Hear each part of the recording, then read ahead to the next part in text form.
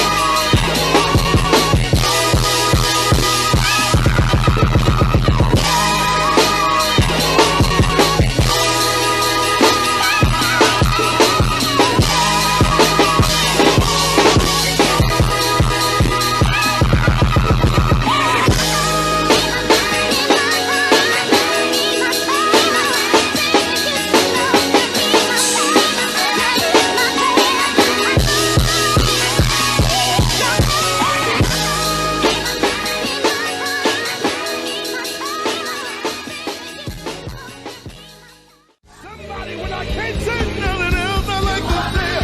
Oh! The name above names, worthy of all his praise, that still ain't enough, yeah. You don't know how hard I prayed, and he looked in my grave and he told me get up, yeah. At times I wanted to give up, told me trust him, even with faith the same size as the mustard seed, yeah. That was enough to me right where I'm at. Free me from places that I can't go back. Reckless to righteous when Christ is in that. Called on his name cause his power's unmatched. Had me in shackles till he broke the chain. Killing my flesh, he's my license for that. Renew my mind, so my mindset for that. When it's set up, I got can't be set back. Ready, set, go. Yeah, he made me ready, he set me up, then told me go. FYF Sports, man, Lamont, man, we back. Yeah, I'll look, y'all. I'm sorry, man. I ain't been live. Y'all should know why, though, man. Appreciate you guys getting here. I apologize that the notifications came out late. Hopefully, everyone starts to get in here before we bring our special guest up. But look, y'all, man. Yeah, I was gone. Obviously, as you know, our team over at GCU, we're just finishing out our season. Unlike last year, we ain't had the guns this year to get it done, man. We got put out in the quarters, man. But it was a good trip, man. We headed out to DC, man. A whole bunch of young players that's looking to come back next year, man, have another fresh season. So, again, now that our season has ended, man, y'all can expect me to be going live covering the NBA probably almost every day of the week. And I think this is probably the best way to jumpstart what we doing, man, and all the live streams, man, by bringing in a special guest, man. I've been talking about this since last week, y'all. We have all these conversations about the NBA. I say all these things, and then sometimes when I'm talking to people like Ticket and all these, oh, you didn't play pro or you didn't play.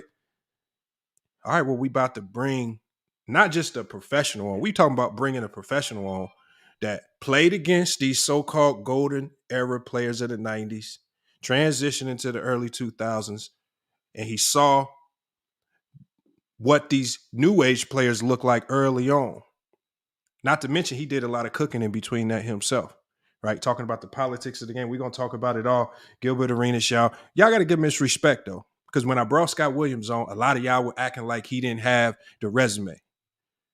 But see, now we talk about a guy, 3-time NBA All-Star, right? He was voted most improved player in the NBA.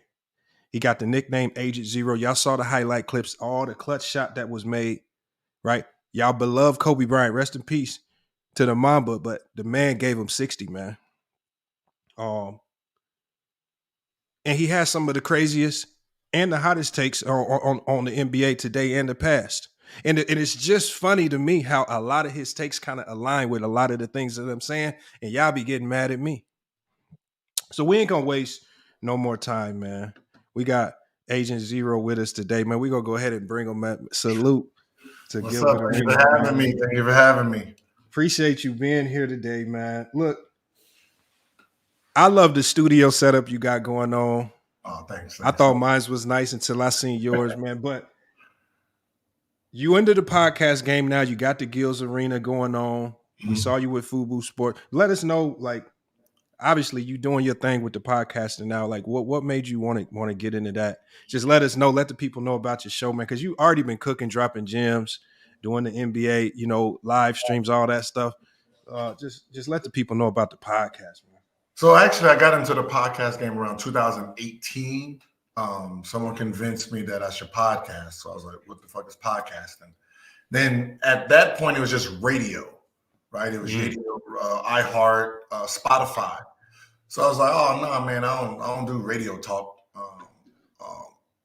Can we videotape it and we can do whatever we want? So we did the video portion. And I was like, man, I ain't like the way that worked. He put it out anyway. And then, the people liked it. So at this point, it was just No Chill Gil podcast. And then I was doing it every week and was just running up numbers. The fans actually liked it.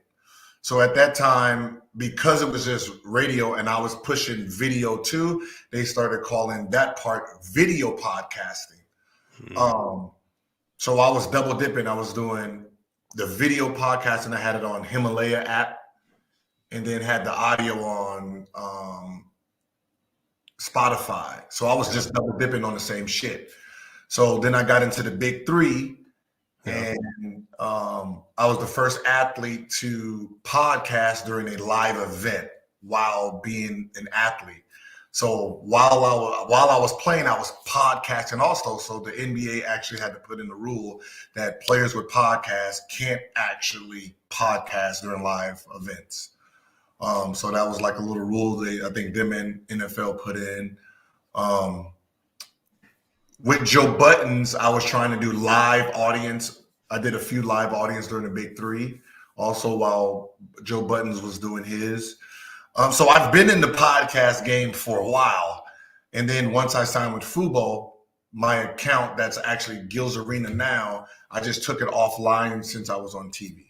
So, I've been in the podcast world for a while now. Like you've been podcasting. Let me know your thoughts on.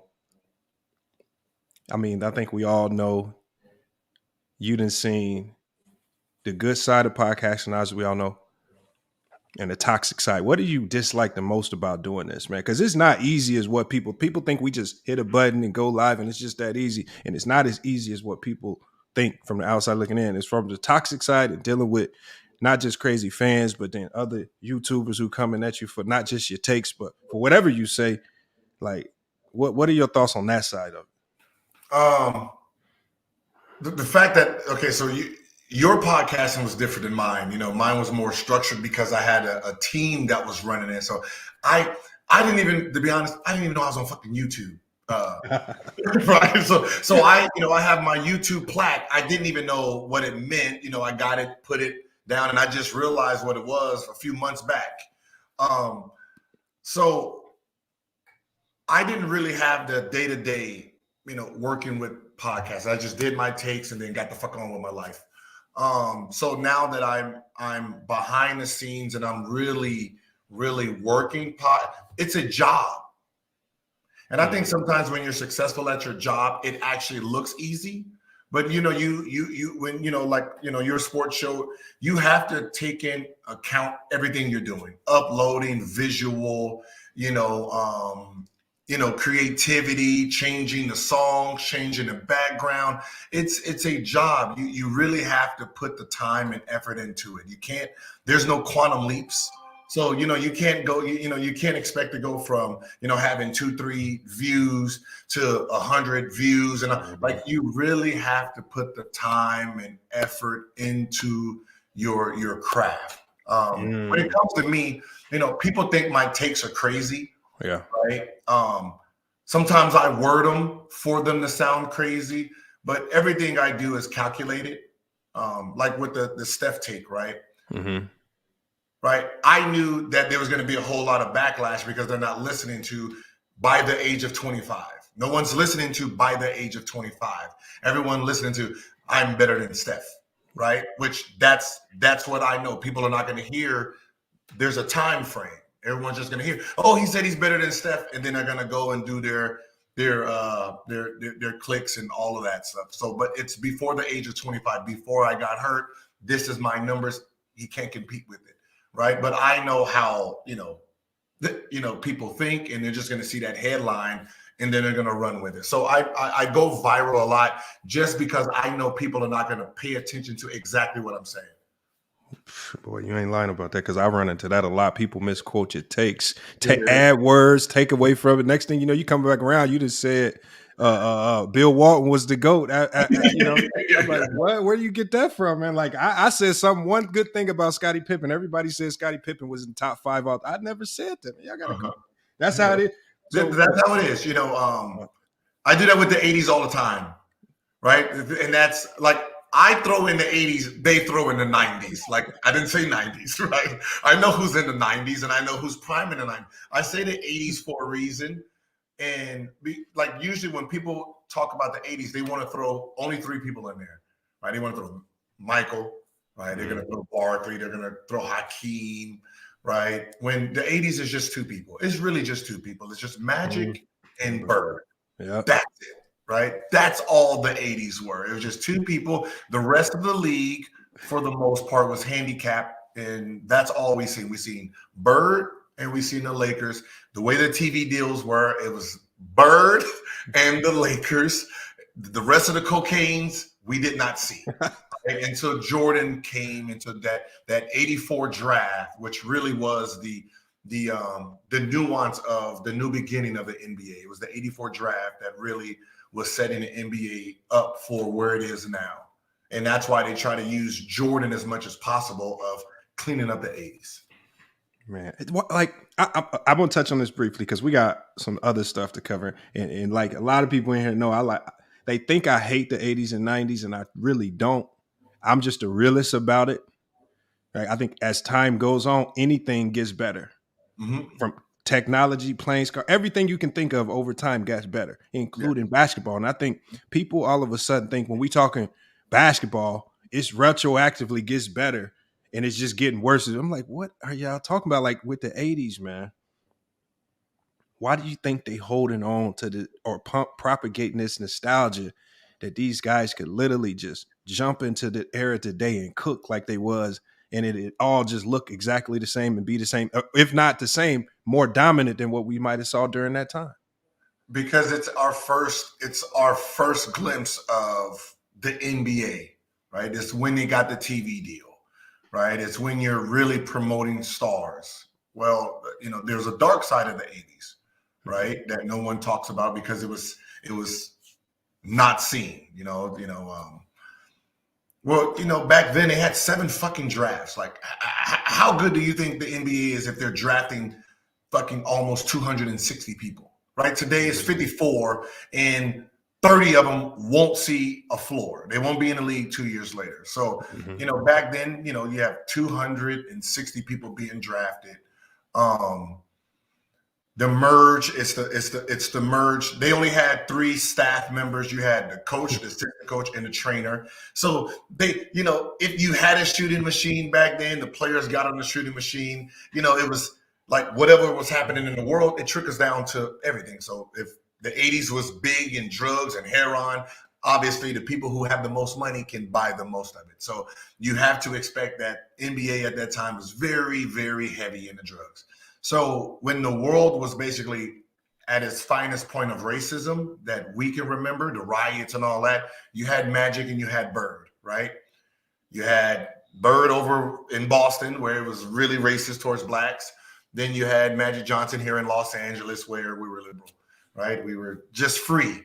And then you had those 2 battling, and those 2 weren't racist. So the NBA played on those 2 players, and it made the NBA seem better than what it really was. It wasn't.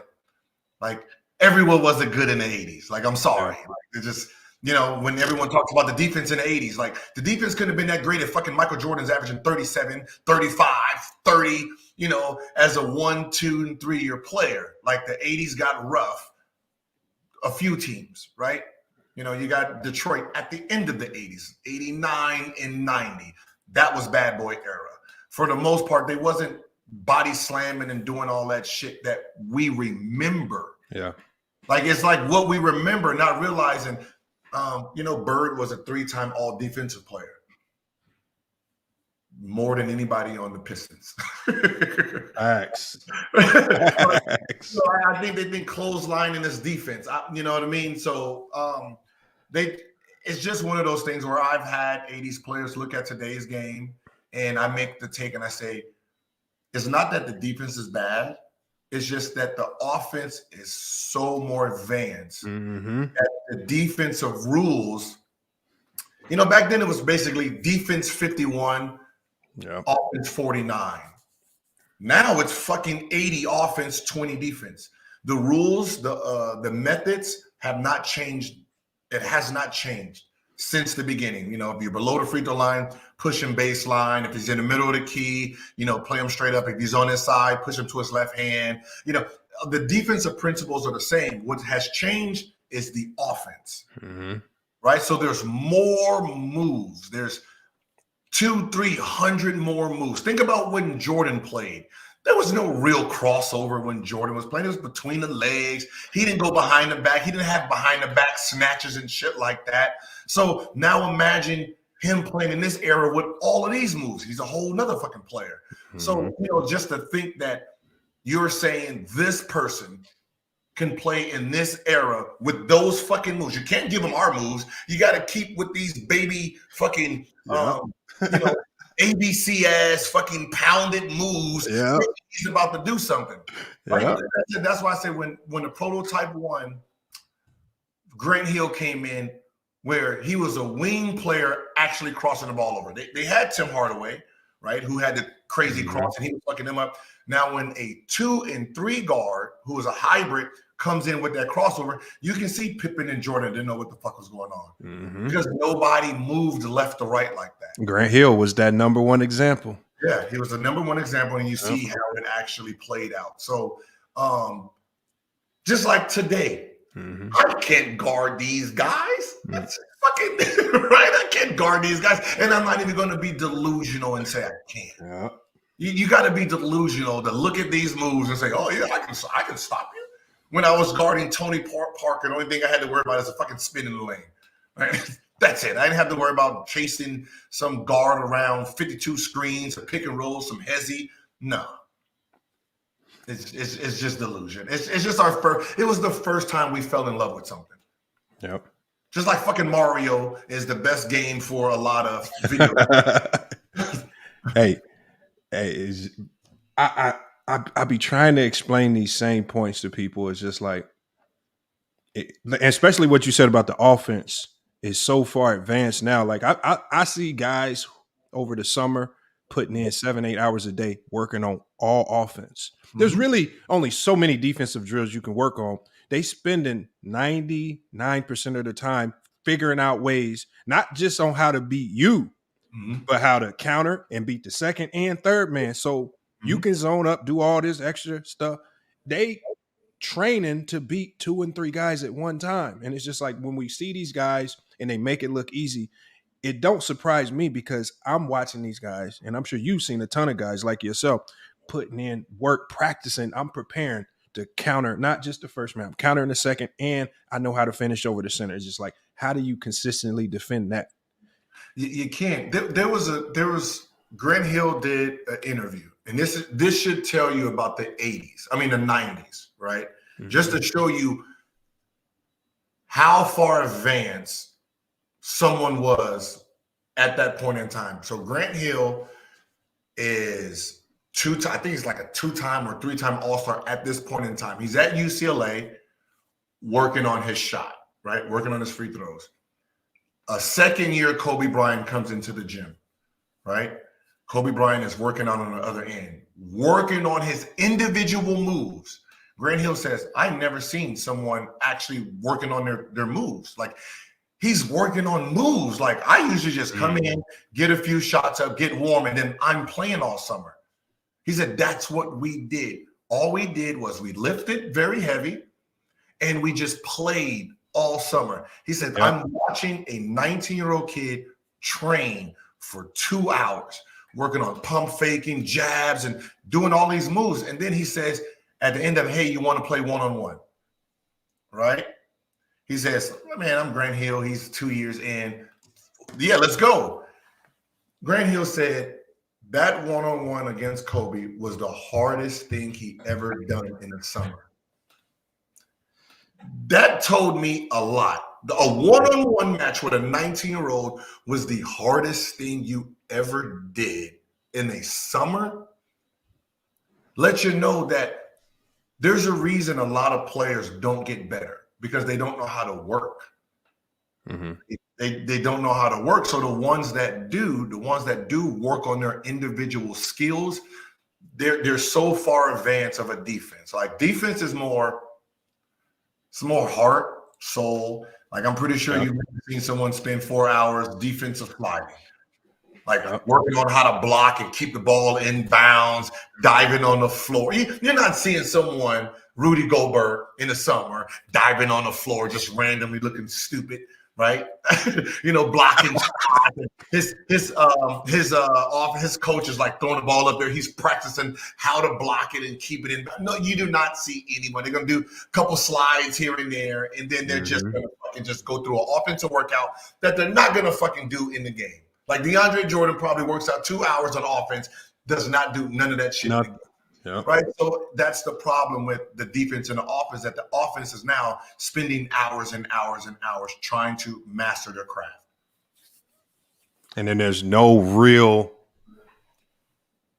really nothing a good defender can do to get better. It's like you said, there's only so much you can do, and then you put a cap to it, I think that's why we got to deal. One more question, because I want to get back and talk about high school, college, and things like that. Mm-hmm.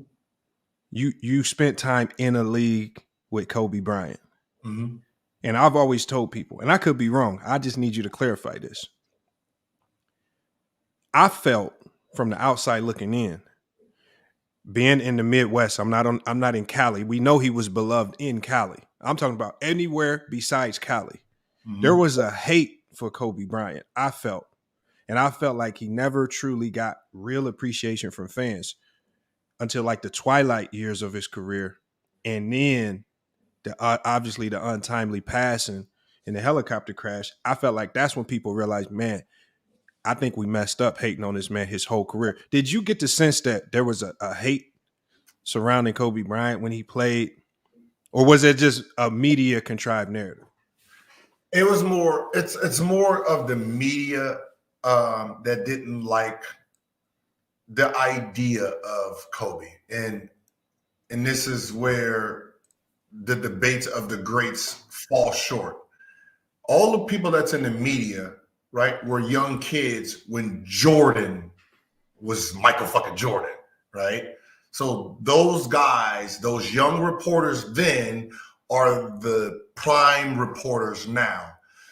They're never going to let you threaten the legacy of Michael Jordan, right? They're never going to let you even come close to it. So when Kobe Bryant is saying he's the next Jordan, he's going to be better than Jordan, they're going to pick away at the legacy early. Call him selfish, you're going to do all of that.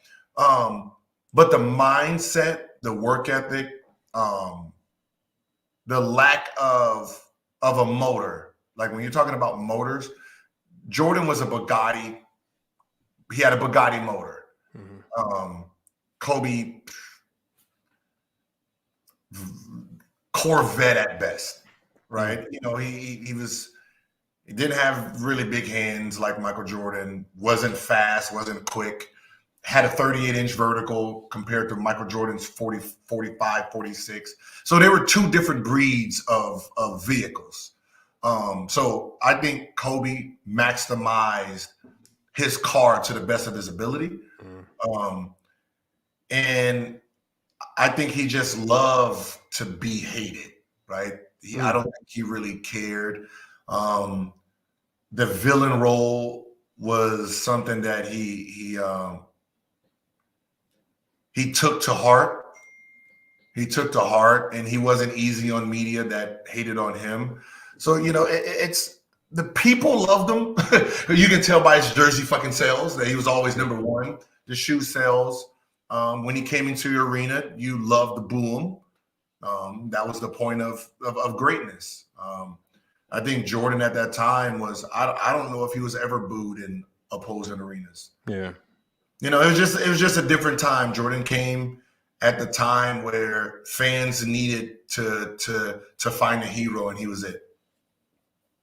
I just always wanted to know that. It's just so hard because, like I said, I felt like it's just a different vantage point that you can even get as a fan, just on different coasts. That's why I said I talk to people from Cali. They say, "Where you get this from?" He was loved, and I know in Indiana, it's just like, man, the media. All I hear is this hate, and Kobe did this wrong, and this wrong, and this wrong, and he's selfish. And it's just like, man, this is where. And so, when some people talk about how the media kind of steers what people think about certain players, there's a truth to that. Yeah. And I think that might have happened in your career. We're going to start talking about that. Born in Tampa, grew up in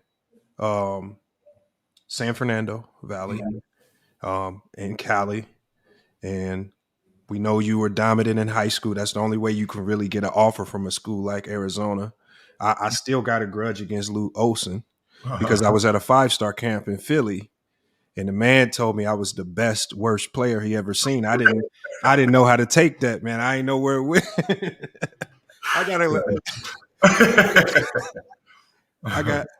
But I think that was the Jason Gardner days. I think you know Jason Gardner. Jason Gardner, for me, like when people talk about their welcome to the NBA moment, my welcome to high school moment, it's Jason Gardner, man. I like it, and I wasn't in high school yet. It was just a summer run. He was a senior. I was younger. And the man hit me with just a basic move. It was so fast. I'm just sitting here thinking to myself, if I get to that next level of college, how am I going to do something about that? Mm-hmm. Like, that's what I'm thinking in my head. And it's just like, he really messed me up, Jason Gardner. But yeah, Lou Olson, man, that's the story I got with him, man. Rest in peace to him as well. So, obviously, playing in Arizona. Talk about that time you spent in Arizona. Obviously, y'all made that journey to the NCAAs. You get to the title game. You don't win it. You know, obviously Richard Jefferson, he blames you for that loss. But I want you to talk about the side of college basketball that a lot of people don't really want to talk about. And I tell people this all the time. I said, college athletes, y'all wonder why some athletes have certain troubles when they get to the pros. I said, they don't live normal lives. To get that good as a D1 athlete, you're not living a normal life. You're so secluded from what we do, what normal students would be doing. You're so secluded. You have to stay in the gym so much. Your every day is scripted. Talk about your time at Arizona. Did you love it? Did you hate it? And how did it affect you going into the league? So I was going to Arizona as a redshirt. You know, I was 17, so they were redshirting me. Well, you know, your redshirting me means I have a free year, right? Mm-hmm. Well, I decided that because I have a free year, I'll just train like shit to see if I can, you know, bring these years down a little bit. You know, like, you know, the plan was I redshirt my first year, then 4 years I can be like Jason Terry, right? Lottery picks. So I'm like, oh shit, okay. That was the goal going in. And something just told me, just train your ass off. So to be honest, I didn't fuck with school like that when I got there. I figured I'll make that shit up later. And I spent every single day, every moment in the gym working. Kids do not do this shit. But I was actually working out and training like I was going to be one and done, and I didn't need school. So, you know, I didn't hang with the fellas. I didn't party with the guys. I just sat in the gym. I used to break the lock on McKell Center because I wanted the arena reps. Right? So I wanted arena. So I used to break the lock. So Ludoson ended up giving me a key. And I think I didn't get punished because I was so passionate about getting better. that they realized that I was just different, right? I went from going to be redshirted to the best player on the team.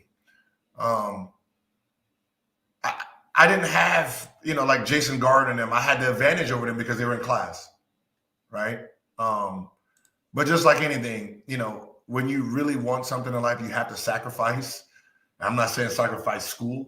I'm not saying sacrifice school, but if I had to do it all over again and I had to go to school, I will tell you that I would change my work ethic compared to my school schedule, meaning that for me to get the same hours and the same reps in, I have to live how my schedule is, right? So, you got your first periods and all that, then you have practice. Well, if practice is at, 5 to 7, then I need to get my extra reps 9 to 11, 1 to 3 in the morning, go to sleep, first class at 9 a.m., right? So I will have to rewire how my day is compared to my schedule. And a lot of people don't understand that to be really successful, you have to change your life to surround your job. So you can't have a normal life like everyone else. Like someone who has a, UPS graveyard shift, right?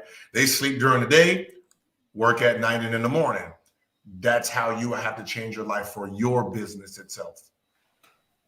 So, when it comes to just college basketball, I had a great time because I got to do something I love without I became a professional faster, right? Not going to school, just working on my body, working on my game. Compared to everyone else, going to class, going to 6 periods, worrying about grades, you can see how it affects you. It does affect you because you're sitting in class, you're worrying about grades, you got to study, you got to practice, you got to train, you got to get ready for this exam. So you have more of a toll. It's if you think high school is hard, the college scene is harder because those grades actually matter to. If you don't make it in your career, you need these grades to get a job later on in life. Yeah, I agree right there. And so you spent that time at Arizona. And then obviously great NCAA career, a lot of success, but we get to the NBA draft. And I'm assuming different teams were telling you different things. Projections were probably a lot higher than what actually ended up happening. And you, just as many people already know, you fall to the second round. Mm-hmm. And this is such a big difference between drafting in the first round. Things are guaranteed. Second round, nothing's guaranteed. Do you think it was a good thing that you fell to the second round? Or do you wish you would have still maybe found a way to get drafted in that first round? Did that second round being picked, did it motivate you because you had to get it done or else you would be out? Like what was the motivation there? No, I think me going to the second round really actually put my back against the wall to the point where I had to get better right then and there. Going into the draft, right? I was immature. I didn't take none of that shit serious. I was supposed to be, like Boston. I think Boston had 3 picks that year. They had 11 and 12, which they took Joe Johnson and a dude named Kedrick Brown. So, I was tracking all the guards, 1, 2s, 3s that they had, that's supposed to have been lottery because, some of these guys I didn't see in college or in a tournament. So I didn't know who they were, but, those names were becoming, very popular during, Chicago draft time. So when we got out of Chicago and we had to play 1-on-1s and 2-on-2s and stuff like that, I was searching, these guys and no one actually looked good to me. There was times where I remember I went to Washington. I had Joe Johnson, Richard Jefferson, Scalabrine. No, not Scalabrine, but Sean Lampley. And we did 1-on-1s. Jordan gave me the ball first since I was the youngest. 5 spots and no one touched the ball. Not one person touched the ball, just no one. because I was faster. I can shoot it. Those guys, Joe Johnson, Richard Jefferson, Sean Lambert couldn't keep up with the speed. So, playing one-on-one, make it, take it, they couldn't do anything with it. So I thought I had a great, amazing outputting for the draft. So, no matter what my behavior was, the cockiness of, what I was doing during Chicago draft camp, it shouldn't have affected, my draft status. But there was one thing that I didn't take into consideration. Being good right now in this thing they called potential. Where we had a lot of high school kids, and then we had a lot of guys like a Joe Johnson, like a one-year player that had that 6'6" to 6'10" frame that they can play 2, 3, 4. I didn't really understand that, right? But if you look at our draft, the first real point guard, some kid from Spain named Raul Lopez, didn't know who the fuck he was. But the real one I knew was Tinsley at like 20. Jamal Tinsley. That was our first point guard. Then Tony Parker, then me. So it was just a big man draft, big wings, big players. So me being drafted second round, only got 2 years to get better. One of the youngest, I am the youngest on the team, not seeing any time on a bad team. Like I got depressed early because this is not what I was used to. Not getting any minutes. Don't think I was good enough. Like I had the talent. I didn't understand that level yet. Right. So that is a very, very important factor between a college player that is great and fail in the NBA and an average college player that's great in the NBA. When people talk about 10,000 hours, right? When it comes to sport, it's 10,000 hours on each level. Or you got to put college has zones, right? They have zones, they have boxing ones, and you're good in that element. Well, NBA is one-on-one talent, one-on-one skill, and your work ethic. So in my draft, I was the best one-on-one player in my draft, right? Well, that helped me later on once I realized what my talent was, what my skill was. And then from there, it was just honing in, getting the reps, understanding what a professional was and how the game was played. So now you get caught up in the politics of the game in Golden State. And I think a lot of people, this happens to even good players. And I think once the politics kick in, I think that's when the true test for how good you truly are, that's when it kicks in. Because this is when the politics kick in. This is when we see a ton of guys fold and we see a lot of talent find themselves out the league. And you got caught up in the politics. I heard you talking, and I forgot what podcast it was, but you were talking about how you were intentionally benched because they didn't want you to outplay your value. Talk about that. Talk about the politics and how it affected you when you was in Golden State. Okay, so actually I did an interview this morning with Jay Will, Keyshawn, and Max. And we talked about the Jay Will because that was very important in my era. So I wasn't playing the first half of the season, right? I was that rookie that said, I'm going to be starting by the middle of the season. Wasn't even didn't sniff fucking shit, right? Mookie Blaylock gets kicked off the team. Larry Hughes goes down with an ankle injury. They put me off IR. Bobby Sura tells them, I don't want to start. Let the rookie start. I want to come off the bench because I like playing against the six men. So I go from just not playing to just starting because of all of these things that happen. Lucky for me, I've been preparing and been ready for this moment. So we play against Tony Parker and them. And I remember going up to Tony and I said, hey man, this is my first game starting. Can you give me some pointers? And he was like, yeah, when you're on a break, you look for your shot on the break.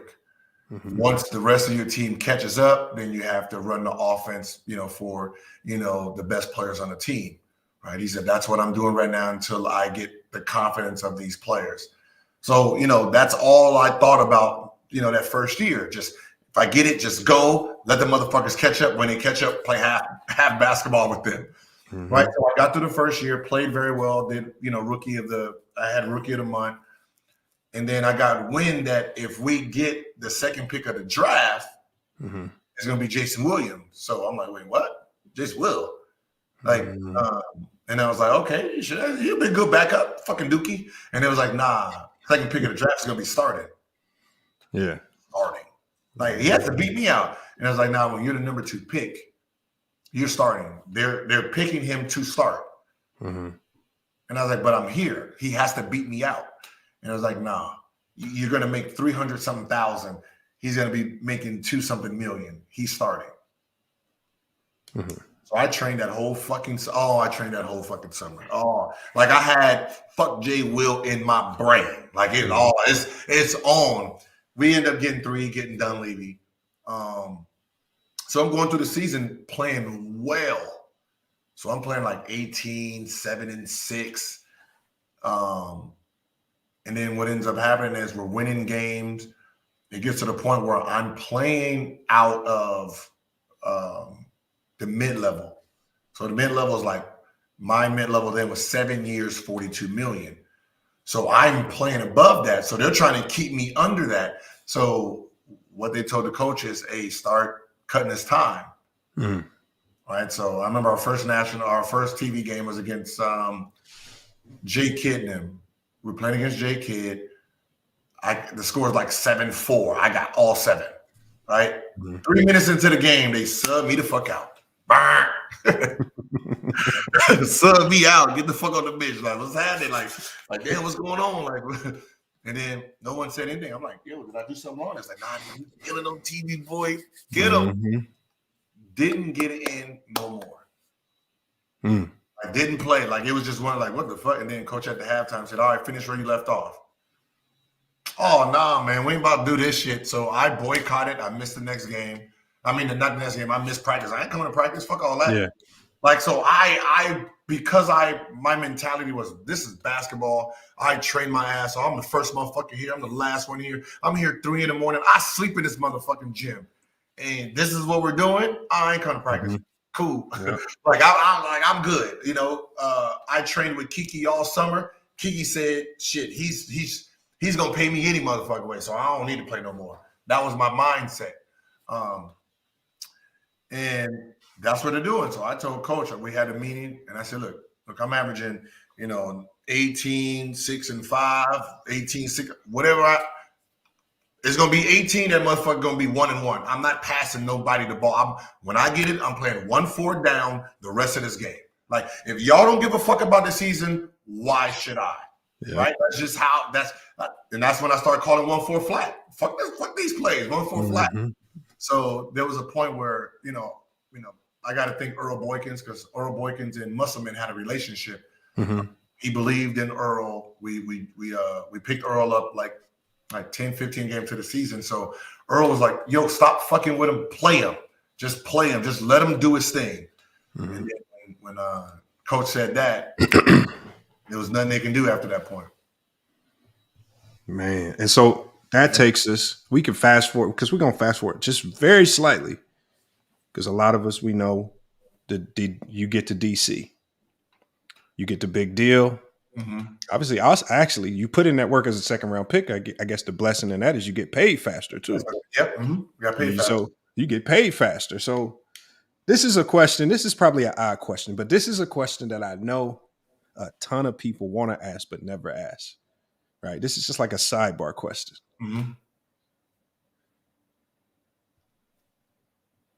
How does it change your mental when you go to the bank and you got over $1 million in the bank as an NBA player? For us, we have 5,000-10,000. We feeling good. Maybe more than that. But talking about I'm talking about an amount of money where you can literally go come close to buying whatever you want, and you know you're not going to be broke the next day. And it's just, how does that affect your mental? Because I think that ties into where the downfall and the shortcomings of a lot of players as well. How did it affect you? It all depends on what your motive is, right? And that really is the key factor. If your motive is money, then you know, you're going to that motherfucker looking like a rapper. You gonna act like a rapper. You out there, you know what I mean? Going, I'm about to go to the strip club. I'm about to go to the club. You got 50 bands on you. You got a backpack full of money. Like, no, serious. That's what it looked like. It looked like we were in rap videos. You got suitcases, $100,000, $200,000, you know, just looking goofy, right? But if your mindset was to get better, then it's just numbers in your bank account, right? If you have a great financial advisor, if you have an understanding of money, right, then you're not really paying attention to it. Like, no one's really, you're paying attention to it, but you're really not, because you have a financial advisor, so you don't really see your bank account. You know, you have, you know, like, you know, if you opened up a Wells Fargo or a Bank of America, that's for your personal. Then you have, you know, your City National and all, you know, that money. So, you know, you're usually saying, hey, can you put some money in my well, for me, can you put, you know, some money into my personal?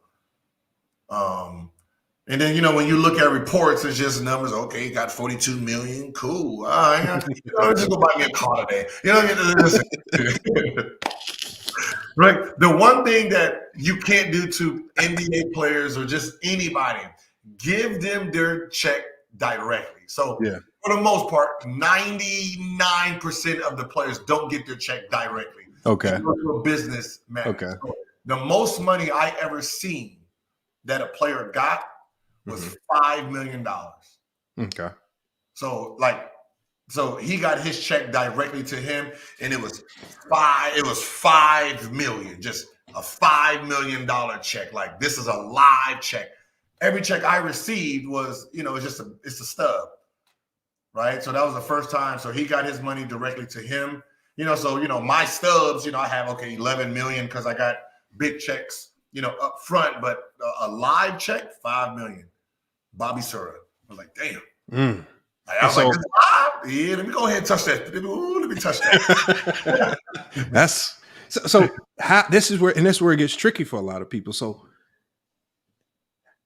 how did you manage to avoid the Merrill Lynch situation, you know, that we know of? Because that's a real situation. And I feel like I'm not trying to stir up nothing. That's why I'm not saying no names. Well, I feel like that's an opportunity where athletes could speak more on that, because there is a shady side where I feel like athletes have become targets to some people. And how did you manage to, with so much money coming in, with so much time that you have to put in on the court, as you say, you got to stay locked in, otherwise the money stops coming. How did you put yourself in a situation where those types of situations, and it even happened to KG, you know, obviously, we just heard about it with Usain Bolt. So it just does not like we just isolate one person. So it happens to a lot of athletes. How did you manage to not allow something like that to happen to you? One, I started off broke, right? So that helped me, where I had to budget. So, you know, I had to live 2 years where I spent, right? I bought a chain, bought an Escalade, had 5 TVs in it, joint 412. So had the 24 rims on it. So I spent damn near 90% of my first check. So I had to budget for 2 years. Well, once you learn how to budget and understand the concept of money, because let's just be honest, we're not going to business. We're not going to college to understand money. We're going to college, you know, degrees has nothing to do with financial advising, right? That's why we hire a financial advisor. Well, you know, when we hire these guys, we're hiring them because they are the professionals, right? So we're trusting them to make the best decision for my money. Now, what ends up happening is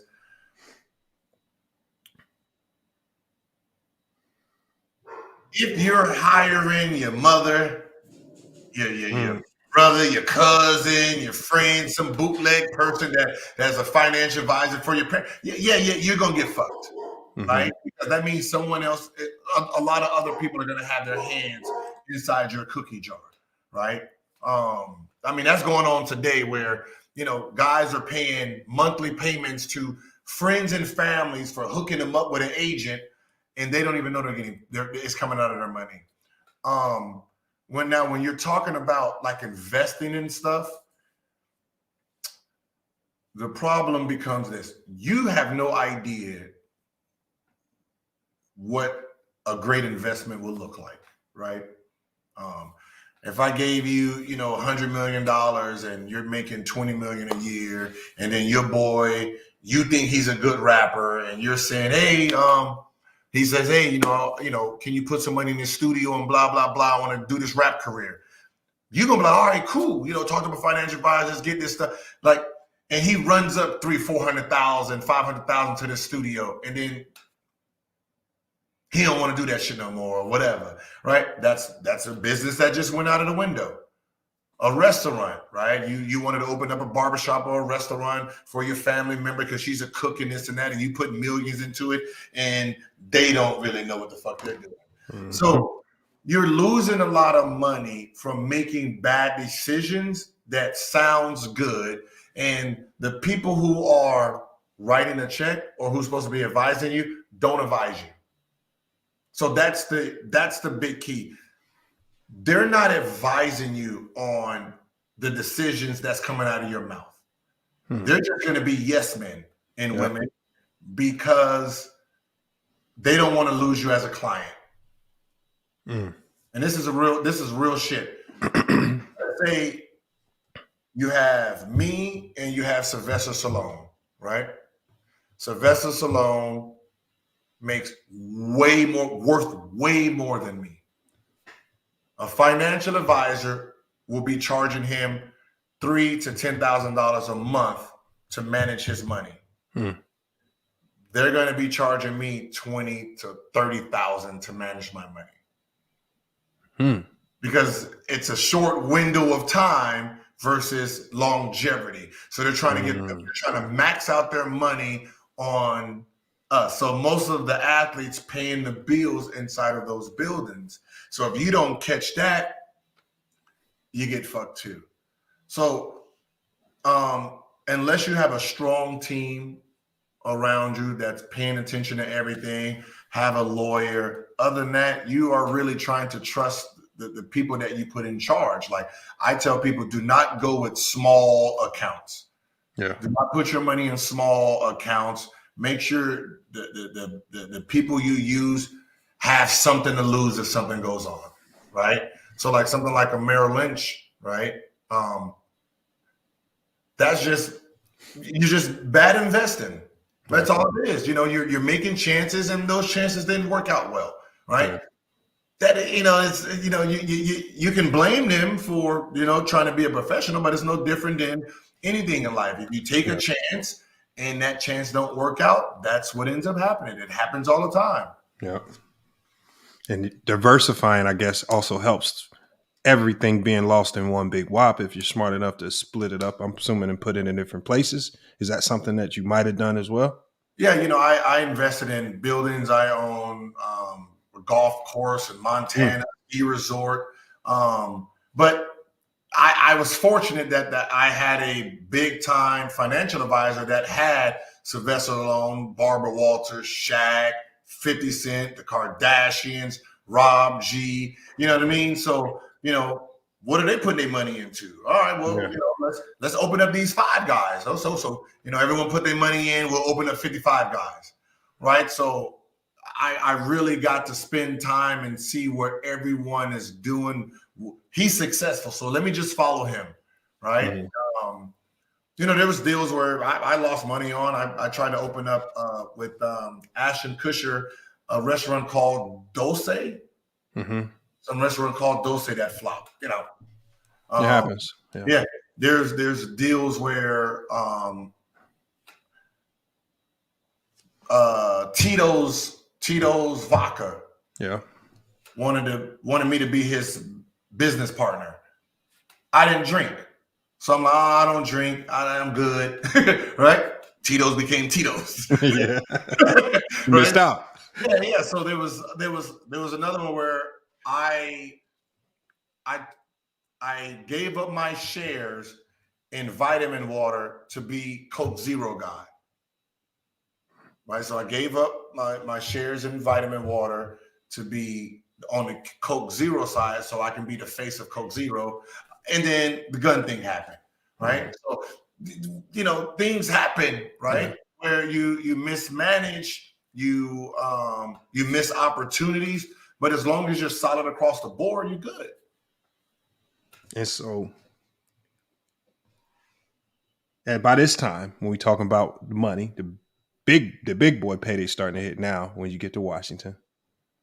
That's with the paydays is the superstardom's now starting to kick in. Mm-hmm. Now this is the Agent Zero time we talking about. This is when it really gets different. Mm-hmm. And so now you Agent Zero. And everybody knows the All-Star games, the big shots, obviously the most renowned is the 60 points on Kobe. We know the battles. But then we have the one incident, which is crazy because just like you mentioned, the gun incident. Mm-hmm. The funny thing about it is that in the moment, I don't know if the NBA took it that as serious as we think. I felt like the NBA was fine with it, but from what I'm hearing, I actually heard this from another player, they said they were more mad at you for kind of brushing it off and what you did after the fact as opposed to the actual incident itself. And so then we have, I think that was in 09, 010, the suspension. A lot of people feel like that was the end of your career, and it wasn't. That wasn't necessarily getting kicked out the league and nothing like that. What are your thoughts on that incident? Okay, so I never got kicked out the league. So my career was over 2007 when I got injured. Yeah. From there, it's just a guy trying to get his name back, right? So after my injury, I had 3 knee surgeries in 14 months.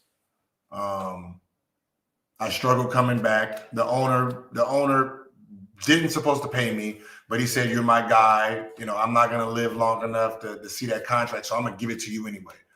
You're right. From there, Washington was trying to, figure out how to get out of it. You got this big ticket on this player, and he's not the same player anymore. The reason people think I got kicked out is because the way I left, right? So, was it the lockout? I went to Orlando, then we had the lockout. I played in Memphis, had bone spurs, got surgery. What happened after the bone spurs is this. While I was in Memphis, I have Jeremy Pargo as my rookie and Josh Shelby, right? These are rookies. Now, they have all the talent in the fucking world. I'm talking about go-getters. Yep. And they worked hard, right? So they're calling me, picking me up, like, "Yo, we want to go train. Let's go to the gym. Let's go to the gym." So I'm sitting here working with these guys, working them out, showing them little things, right? Showing them how I did it. Like how I got better. Let's go, we go get a cab. We don't wait for the first bus. We go get a cab. So I'm really working with the guys. Game time starts, I'm playing. So they put me on a team to be a veteran. So because Hollins didn't believe in first-year players, right? So, watching these kids who, at this point in time, way better than I was. Right, this is not even no question, but they're not getting the opportunity, and Memphis wants me to come back, and I thought about what Larry Hughes told me when I took his spot. He said, "This is a business, man. I can't take this personal. I just got to go, figure out what I'm going to do." And he went to Washington and said, "I got to learn how to make my money back." Mm-hmm. While I'm in the summer chilling, And I was like, I don't love it no more like I used to. I got my money, you know, like they just amnesty 66 million. The Memphis money, that's free money. I don't even know what to do with it. Just extra 700,000. I don't want to be on the bench holding up a spot for some young dude trying to live a dream that I once loved, right? Like with Vince Carter, and that's why I was going at Vince Carter. Like, yo, you're putting more time in staying in the league, keeping a dream away from somebody. Like, you know, it's only 5,000 people that ever made this game in your spot. Everyone's gonna pick up Vince Carter. Everyone would have picked me up on a roster to be a veteran. That means someone is not making this squad. I'm taking a dream away from somebody while I got $66 million coming to me. And that's why I just said, fuck it, I walked away. And that was the reason that I never played again. It had nothing to do with it. Listen, the NBA don't get about shit like that, man. Like people say, yeah, that's why you got blackballed. How the fuck did I get blackballed? Yes. Came back that year, played for Orlando, then played for Memphis. It was just that I just seen two kids working their ass off, and I didn't want to be the reason that they don't get a chance to make it by just being on a team.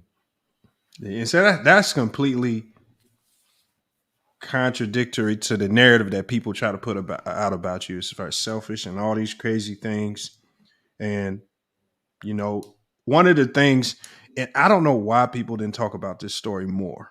This is one of the saddest things. And me and you talked briefly about this already, right? We know the gun incident. We know it involved Javaris, right? And then people like to stop there. They try, like I was looking up information on this. I'm seeing Gilbert versus Javaris, this, like they pit you two against each other. But then I listened to a podcast, and I know there were others who tried to make fun of this and make crack jokes about it. Well, you know, Javaris had his legal problems. He had the incident. And as we discussed, when those things happen and you have to go away and do some time, you become forgotten. Time moves on, and you are in, like, you know, people stop picking up the phones, right? Especially when your own individual money starts to run dry, you know, and people, you know, you don't have nothing to offer to nobody. And a lot of people don't know that you still got a really good relationship with him. So much so that I've been helping him out since he's been down during this time. And I think that's when you know who your true friends are. And so tell us about how he's doing, Javaris Crittenden. Obviously, there's been some positive updates on this situation, but just tell us on his state of mind since he's been in there and some of the things he's been trying to do to keep his spirits up, even amid having originally a 23-year sentence, man. Well, what's funny is about the Javaris thing. So that was my rookie. That was my young boy, right? You know, every time we went on the road, he's in my room. I let him charge food to my room. If he had guests, just charge it to my room. Don't worry about it. We didn't have a problem. The problem wasn't between us. The problem was between, I didn't like the way he's talking to his teammates, right? That was my thing. Like, don't talk to your teammates like that, especially over no gambling. We lose, we win. We're pro. But, you know, sometimes it ain't even about the money. It's when you're losing and motherfuckers making fun of you, that's where the ego kicks in. You know, like it's $1,100. That's right. We're talking about $1,100. So when everything blew up and everything happened, no one really knows that I'm the one who changed the story for me to be the bad guy. So there's a reason that the story was Gilbert put a gun on his teammate. The story was changed for that, because I had a deal. I have my money. They can't do nothing to me, right? So you're young. You're trying to get into your next contract, right? So I'll take all the blame. You just, you know. So we didn't know the NBA. We didn't know if any of that was going to come in. It was just, this is going to be the story. We're not worrying about it. I'll take all the blame. Don't worry about it. So that's really how it came out that I pulled the gun on my teammate over gambling, because I'm the one who wrote it and had it passed on. when his mother went through her issues, because we're not getting paid, I'm the one who's writing that big check for his mother to get the surgery. So we never really lost touch. All the phones, majority of the phones that's going and he's getting taken was coming from me. But like you said, when you go to jail, you are left. You are forgotten about.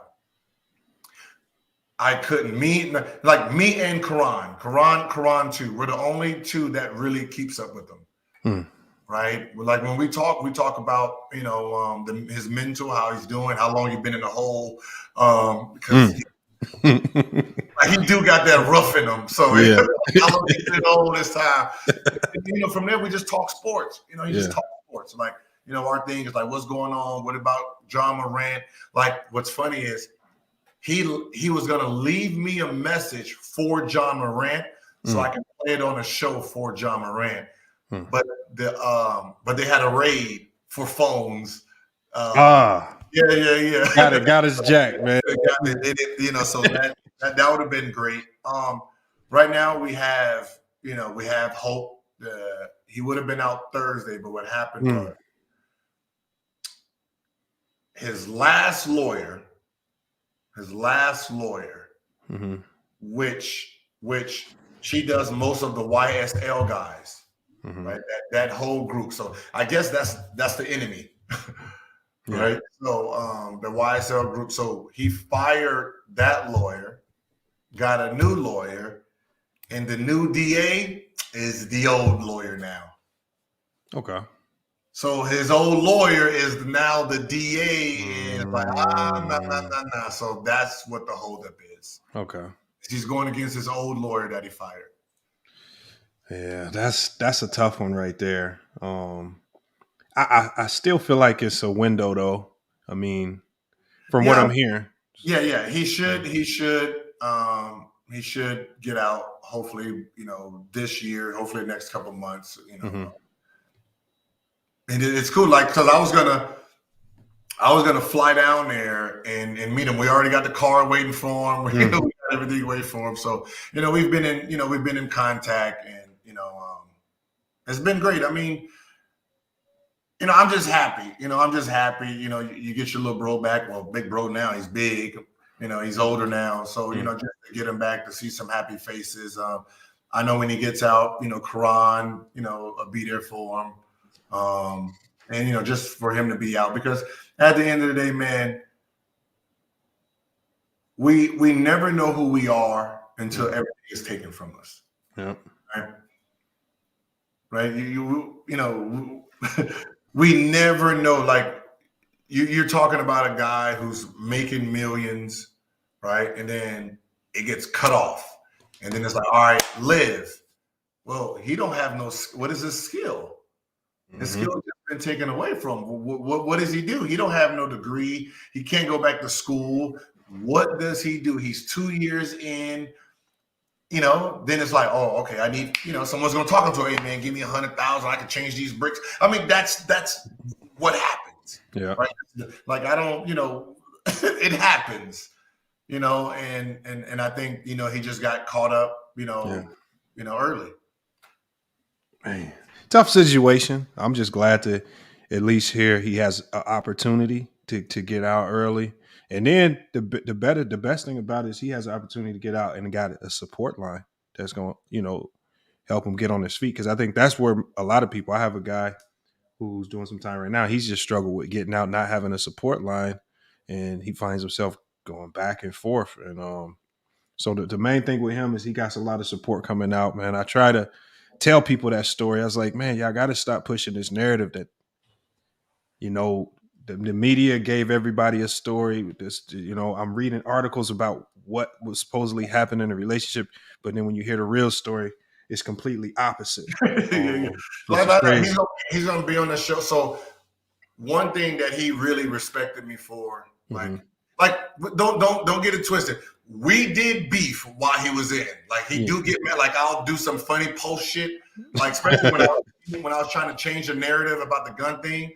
right? He'll get mad. See, that's that dumb shit. See that? You on that goofy shit again.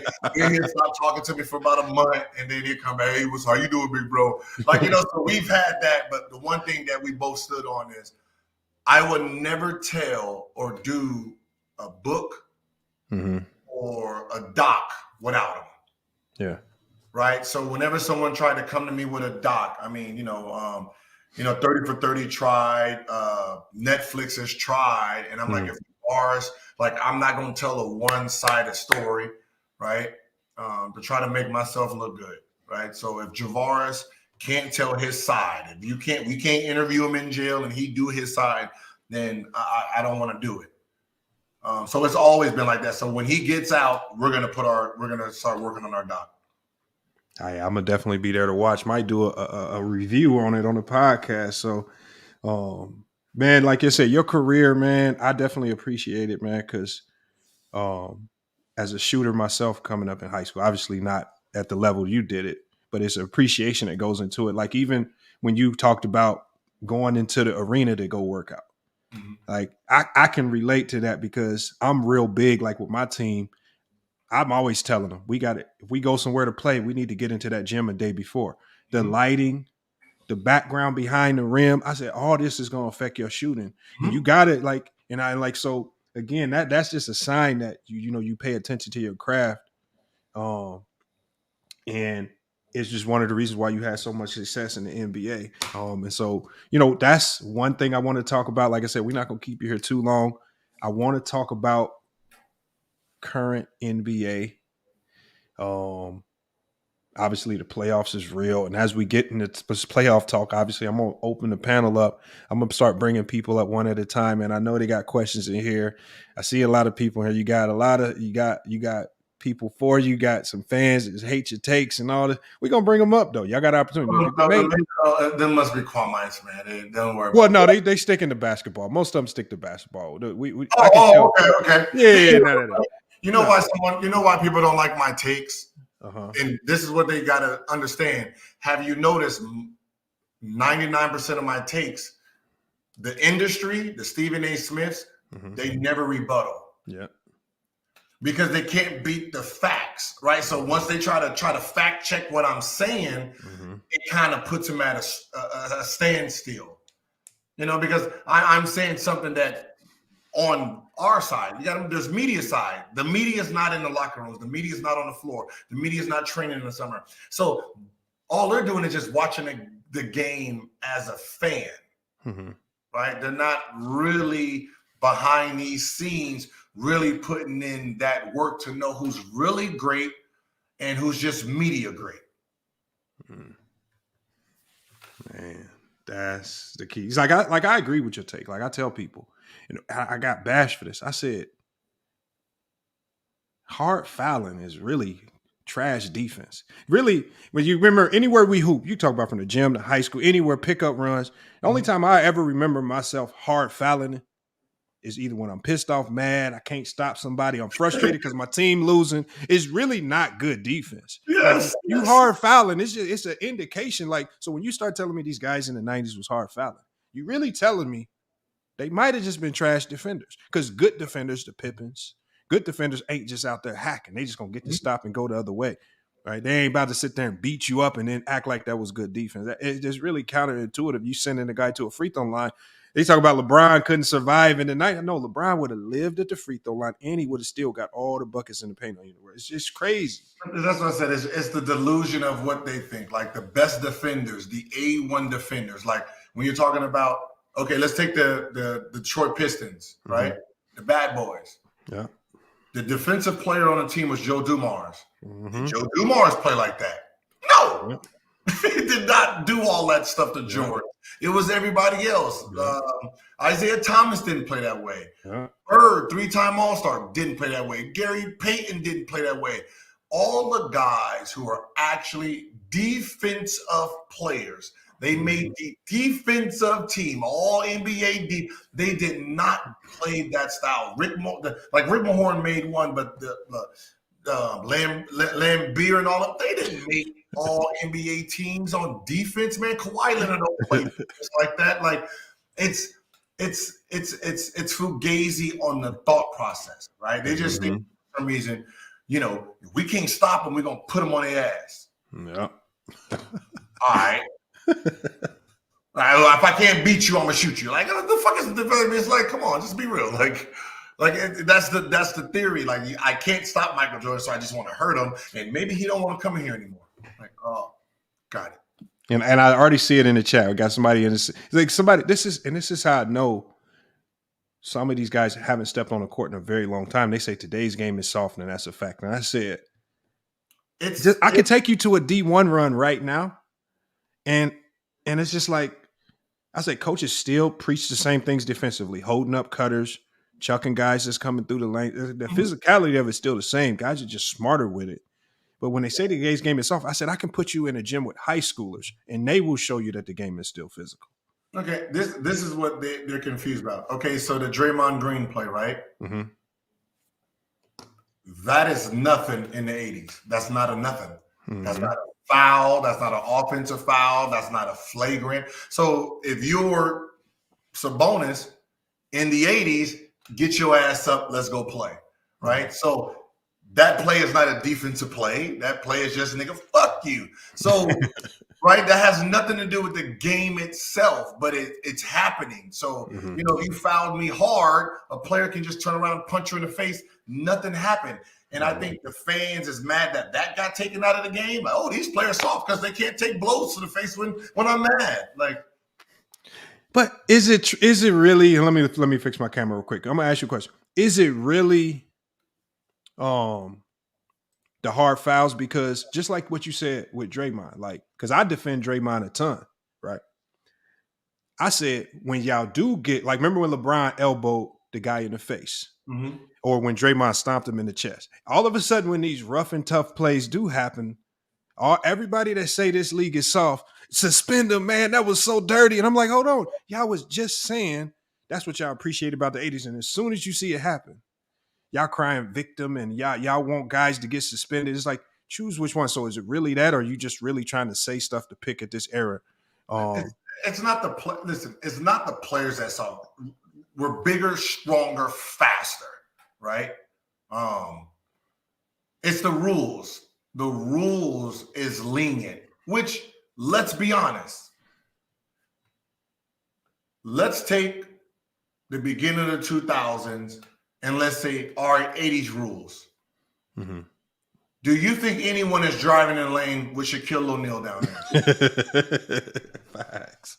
Right, where there's no flagrant one. There's no flagrant 1 and 2 if he clothesline you. If you run in there and try to dunk on him and he clothesline you, it's just a foul. Yeah. There's no that's what I think people don't realize. Clotheslining back then was just a normal foul. You tried to jump, I want to kick you in the stomach, just a foul. Now it's flagrant 1s and flagrant 2s. That's really all that's kind of changed in the aspect of don't do this, right? The fines became harder. Back then, $100, $200 fines. Mm-hmm. Now, $200,000. Yeah. Right? So, like, it's changed for the better. You're not going there to watch your favorite player get clotheslined. Let's just be honest. And they fine you enough to where you really have to consider not doing it. Yeah. Like, they fine you enough, you got to think about, is it really worth it? If I think it's 1st and 15 come around, you don't want to see that big dent from the fines kicking in. So. Now you see why in the 80s they used to fight. In the 2000s they don't fight because them check fines now. Woo! Whoa, man. It was like 5,000. Like a fine, like a flagrant 1 was 5,000. You get kicked out the game. It was like 2,000. I mean 10,000. Mm-hmm. Kicked out the game now is $50,000. You missed a game check. You're talking about 200 full, like that elbow LeBron did. Yeah. $496,000 for that. The kid who got 2 games, $36,000. That's all he lost. $490,000. Yep. Him acting in that, $36,000. Like, come on, man. Trust me, you ain't. It's just not worth it. It ain't worth it. It just ain't worth it, man. And so we got playoffs going on. I going into the playoffs with all the parity in the West, I said this is gonna make it really fun to watch. And I just feel bad for the top seeds in the West because the top seeds in the West are kind of getting screwed over. You do that well, and you got to see the Lakers in the first round, like LeBron and AD. I get LeBron and AD in the first round, like. Dang, like that ain't really a true first round matchup. Like I'm looking at this supposed to be the West. I'm not supposed to be LeBron to the Western Conference Finals. So you looking at the West, you got the East. Let me know who you like. And as you let us know who you like coming out of each conference, man, I'm gonna go ahead and drop the link, man. I'm gonna let people come in here because I really want to cook on what's going on in the NBA now. I want to know your teams coming out of both sides and why. What you got for us, man? When it comes to the West, the team that has the easiest road is the Lakers, right?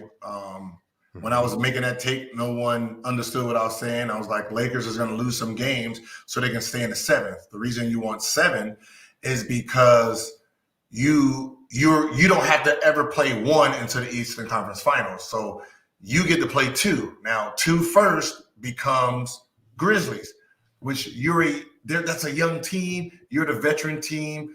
You and Anthony Davis is healthy. You guys are gonna get majority of those calls, right? I would rather play them than play the Phoenix Suns first round, right? Yeah. Or the Clippers the first round. Yeah. I don't want to play Kawhi or Kevin Durant first round if I'm the Lakers, right? I want to get some mojo. Now, let's say Sacramento beats Golden State. The Lakers, I get another young team in the first round, not proven for these referees. I like that path. So I don't really have to play no real veteran team until the Western Conference Finals. So I like the Lakers. I like the Lakers going to the championship because what ends up happening is, let's say Clippers or Suns make it out. To get to the Western Conference Finals, the Clippers and Denver, they have to play each other. They actually have to play each other before. So while Lakers is playing another young team, those two teams are going to be beating each other up, and the Lakers will be waiting for them. On the East, it was either Boston or Milwaukee. So it depends on how Giannis is playing. If he's playing, that gives another element. But I'm leaning towards Boston, knowing that Giannis might be out a little bit. I like Cleveland, but Cleveland has to go against they got to go against Giannis first. The next one, not too fond on that. Boston has the number on Embiid in the Sixers, so I would say Boston. That I like Boston. Boston Lakers seem like that would be a dream scenario for the league, especially this year. Another Laker Boston final, and LeBron on the way out the door getting there again. That'd be crazy. Hey, CA3 Sports Talk, man. Salute, man. Appreciate you being here. Hello. Long time. What you got, man, for Gil, man? Are you gonna cook him on the take, man, or do you agree with him, man? No, I mean, for the most part, I always I'm subscribed to Gil's channel. I always agree with most of his takes, to be honest. A lot of people will call them crazy, but like he said, when you guys first started talking, I feel like he words a lot of things that sound controversial, but a lot of his takes are really not that controversial if you understand what he's saying. You understand the context of what he's saying. And I feel and I knew that Stephen Curry thing was going to rub a lot of people the wrong way, but I didn't even find it that crazy, to be honest. It was just Gil. I think he was trying to spark people up, saying if you just stop at 25, is he better? He was technically better than Steph Curry if you stop at 25, because Steph Curry had a lot of injuries and didn't really start to become Steph Curry until around 24, 25. So yeah. I thought that was a fair statement. I didn't see what was wrong with that. People say he was hurt a lot. It was really 1 year. He played 80 games, 78 games. Then it was 23 games, and then it was 78, 78, 80. So I'm it's just 1 year he kind of missed with a lot of injuries. But But I because I've had this argument with a bunch of my friends about Steph, that by the age of 25, I knew. But that's a lot of people. A lot of people, get their mojo going. He's considered a late bloomer. Yeah. He's considered a late bloomer, but when he took off, he fucking took off. You ain't lying. That man went bananas, man. Yeah, you got C3. I want you to stay in the backstage. Yeah. But I'm gonna drop you. I'm gonna drop you down. I'm gonna bring up the next. I got Ace 30, man. Ace 30, man. That's Ace 30 is one of the GOAT debaters on this channel, man. Okay. I'm sure he got something, man. Do you got a question for Gil, man? What you got, man? Yeah, just two quick ones. Salute Gil, salute Lamont, salute the chat. I'm not gonna lie, Gil. I did have a couple of questions lined up, but some of the things you said during this interview, I gotta ask you a couple of questions. All right. The first one is, who are these players that's quote unquote media driven, that was media created? Who are the players today that you believe that's overrated due only because the media attention? Overrated? That's a hard one. When you say overrated, that means you're not as good as you're supposed to be, but getting all the credit as if you are. I'll say name drop. I'll think Middleton. Ooh, that's a good one. He's made all-star games with horrible seasons because their team is number one.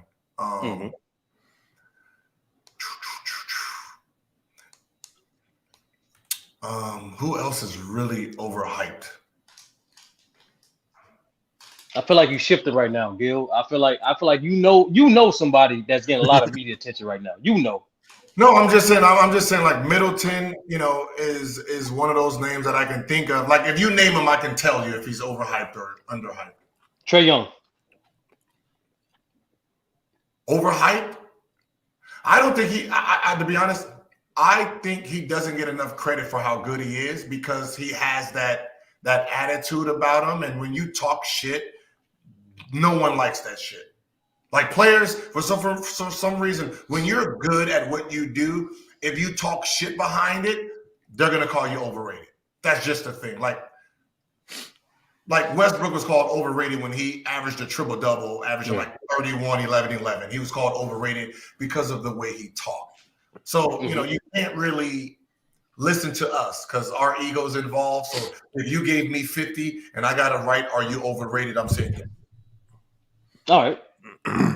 I'll throw a couple more names out there to see if it sticks. Luka.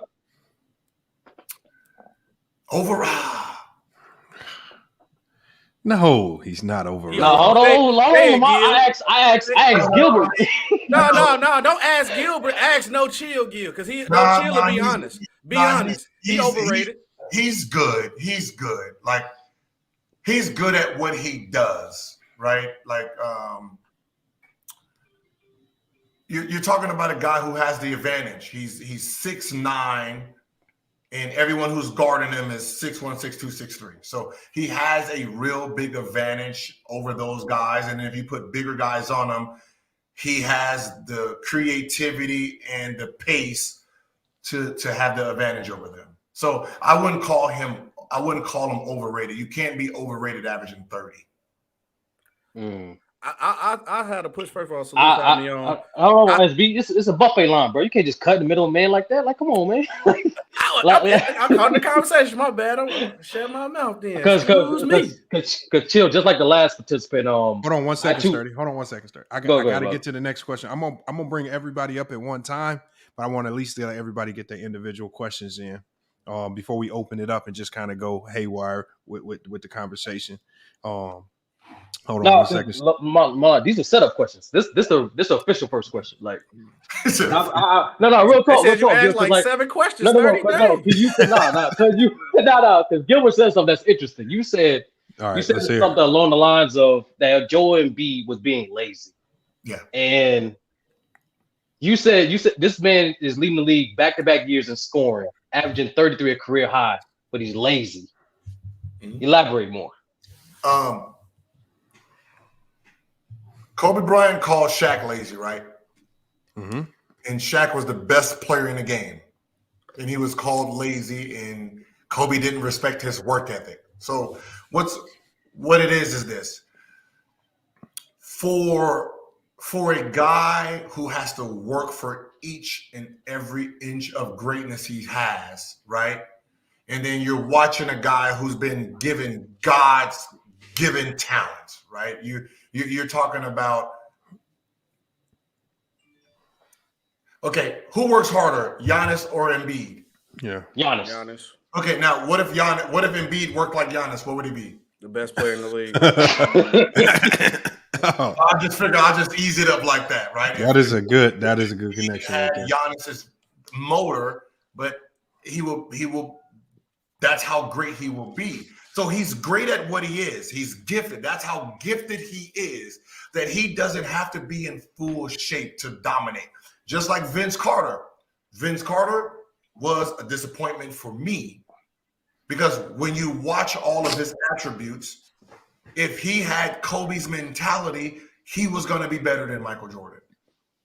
He had more swag. He had the same everything as Michael. He shot the ball better. His fadeaway was better. Like he had more moves, more grace, jumped higher, or it appeared that he jumped higher, but he didn't have this part. So if you say, you know what I mean? So there's these players that we have that just getting by because they're just more gifted than everybody else. All right. My bad, Gil. I didn't mean to call one for flat on you. I'm gonna spread the ball a little bit more. But go ahead, SB. Hold on, salute. Hey, Sturdy, stay in the backstage. I'm gonna bring you back up in here in a second. Okay. All right, we gotta hold on. We gotta set the precedence for SB, man, because SB is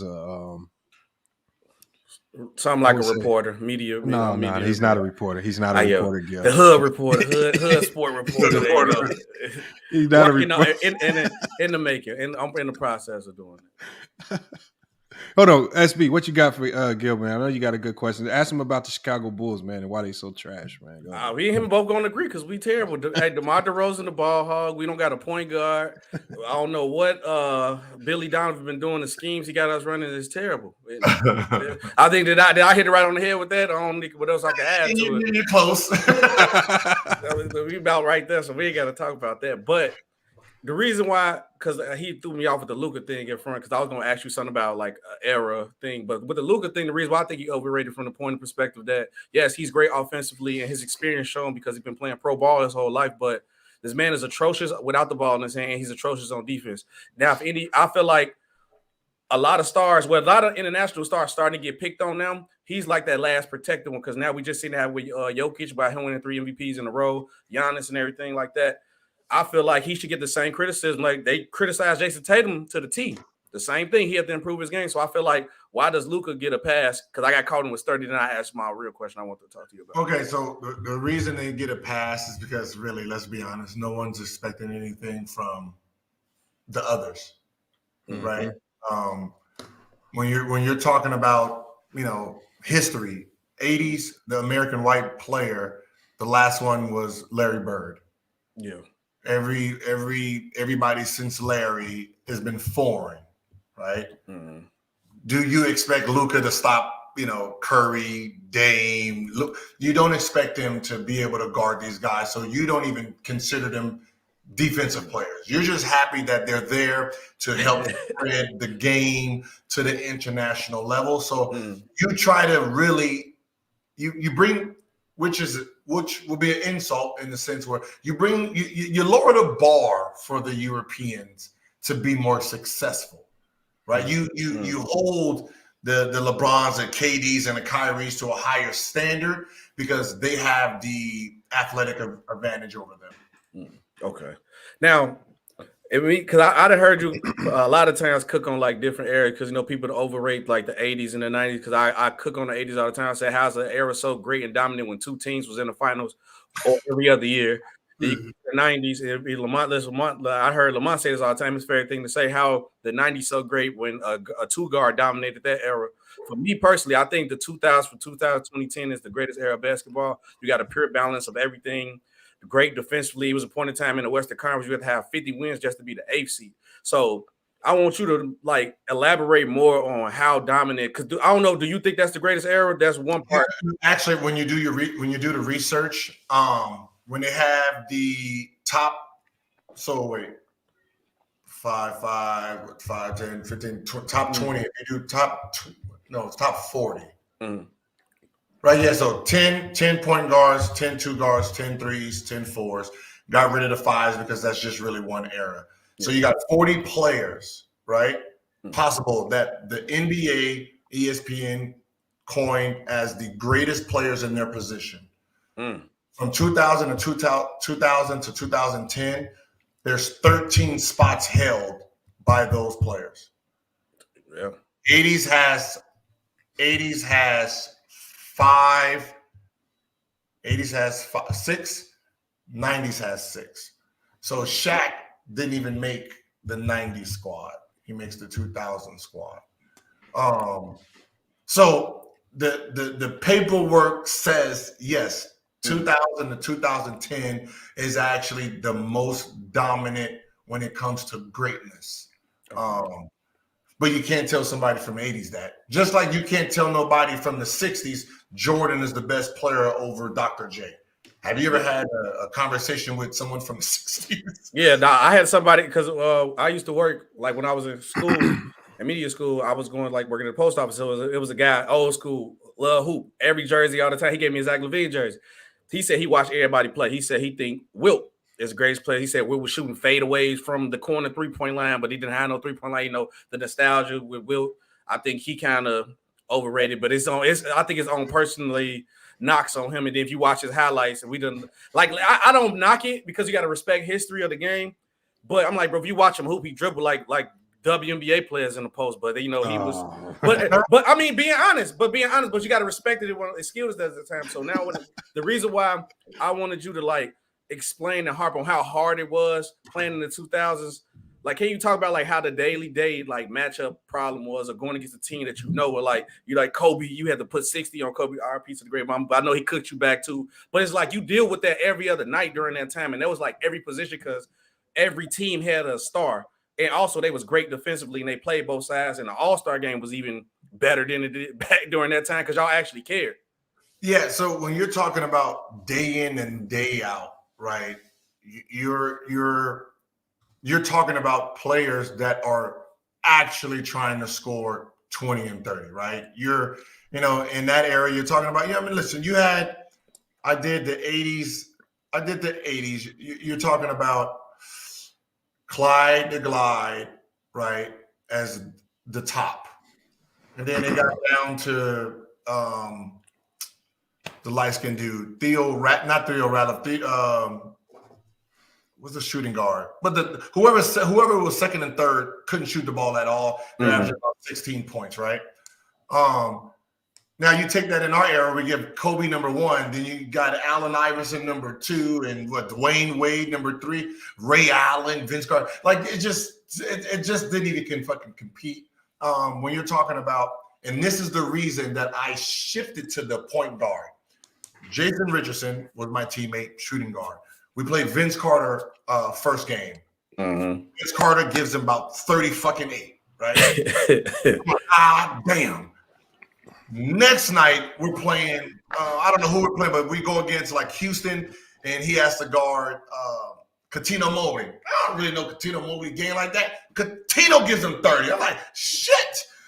So Finley gave him fucking 40. Finley gave him 40 every game, right? And I'm like, yo, we ain't even played Ray Allen yet. Bryant, like we ain't played none of those guys, and you looking like, God damn. Like, so I'm watching this shit, and I was like, yo, I can't play the fucking shooting guard. I'm going to the point guard, right? I'll stick to fucking Gary Payton's and the GPs and that shit. These shooting guards is a whole nother beast. Yeah.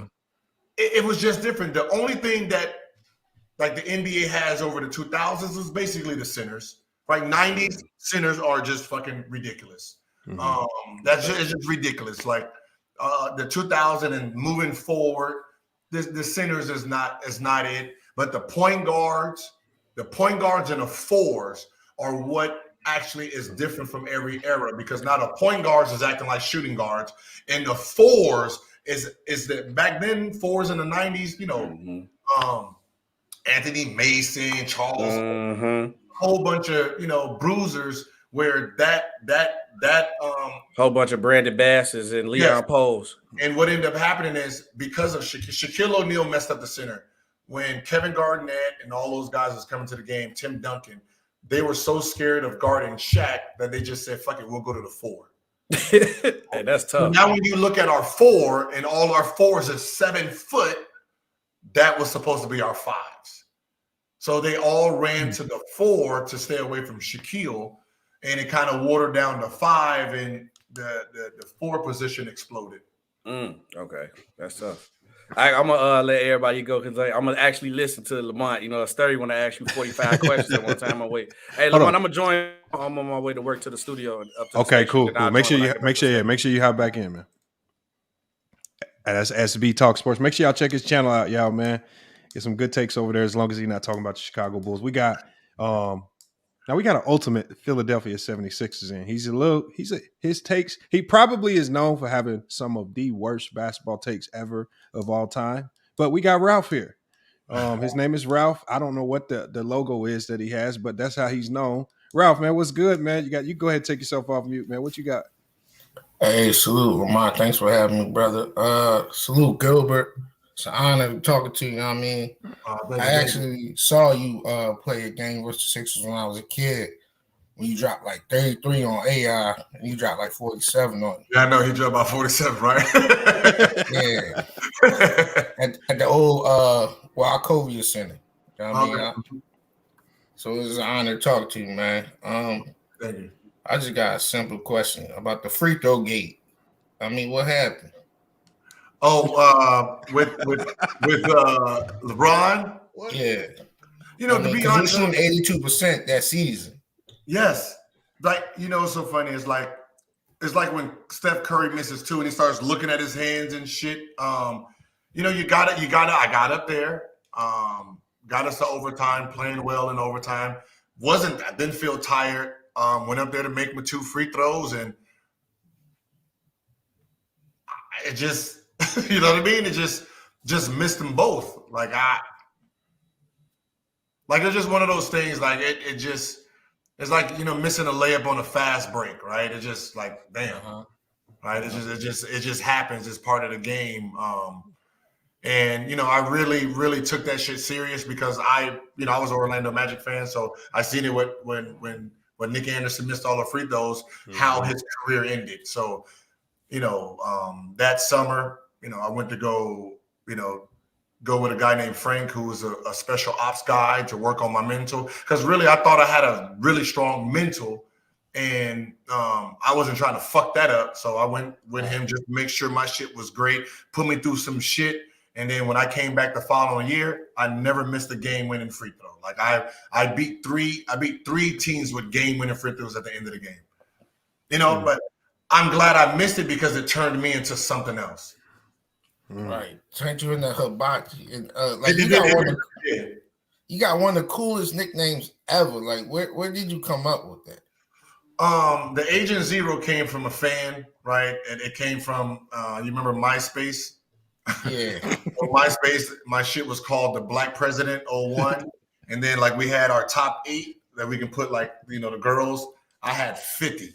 Right? I had 50, and I called it Secret Service. Like, all my secrets are. So I had all the top girls in the world that I had them as my what's the name. So they called me the Black President, right? So they called that my Secret Service. So they're like, man, you like an agent? You're like Agent Zero. And when I heard it, I was like, damn, that's a great ass name. Because before then, I was like Zero to Hero, some bullshit. And then hibachi was just a word I used. Anytime I got cooking, I just scream out hibachi. That's wonderful. Thanks again for having me. No problem. All right, salute. Hey, Ralph, stick around in the backstage. I'm gonna pull you back up in a little bit. All right. Okay. Thanks again, Lamont. Right, hey, before we get on to Khalil, man, we gotta give a shout out to Uncle Suge here, man. He helped make this happen, man. If y'all haven't checked it out already, I put the promo code in the chat. I've been putting it in there all night, man. Underdog Fantasy promo code. They're gonna do a deposit match up to $100. Make sure y'all sign up for Underdog Fantasy, y'all, man. It's similar to some of these other sites, probably more similar to Prize Picks, but you got the code in there. Use code SHUG.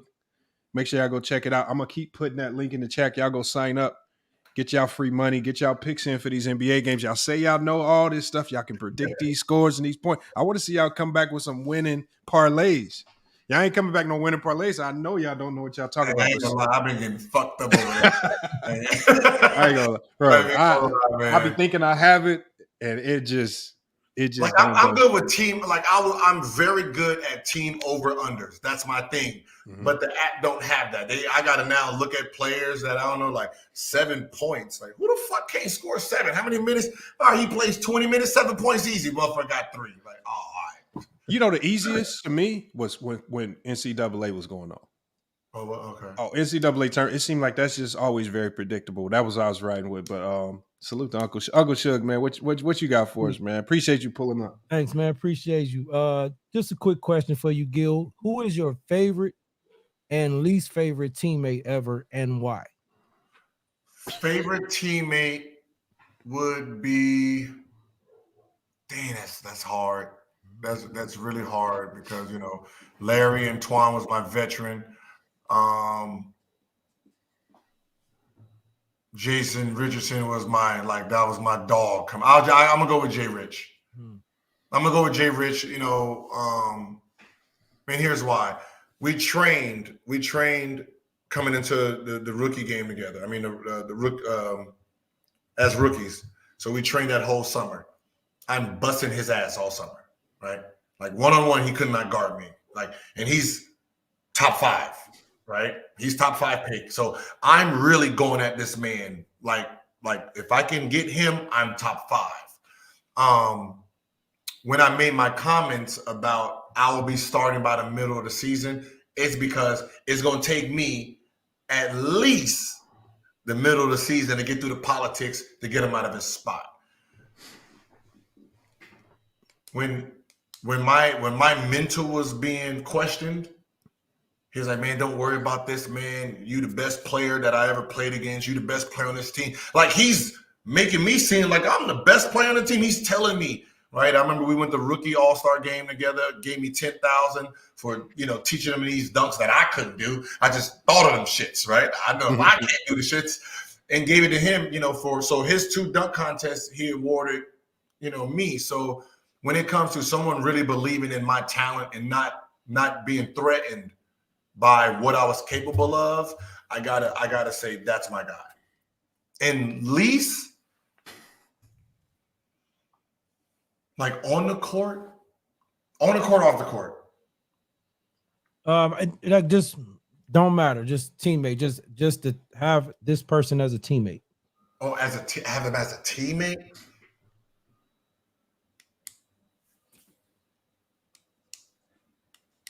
As a teammate? Be honest, I ain't pay attention to none of them motherfuckers, to be honest.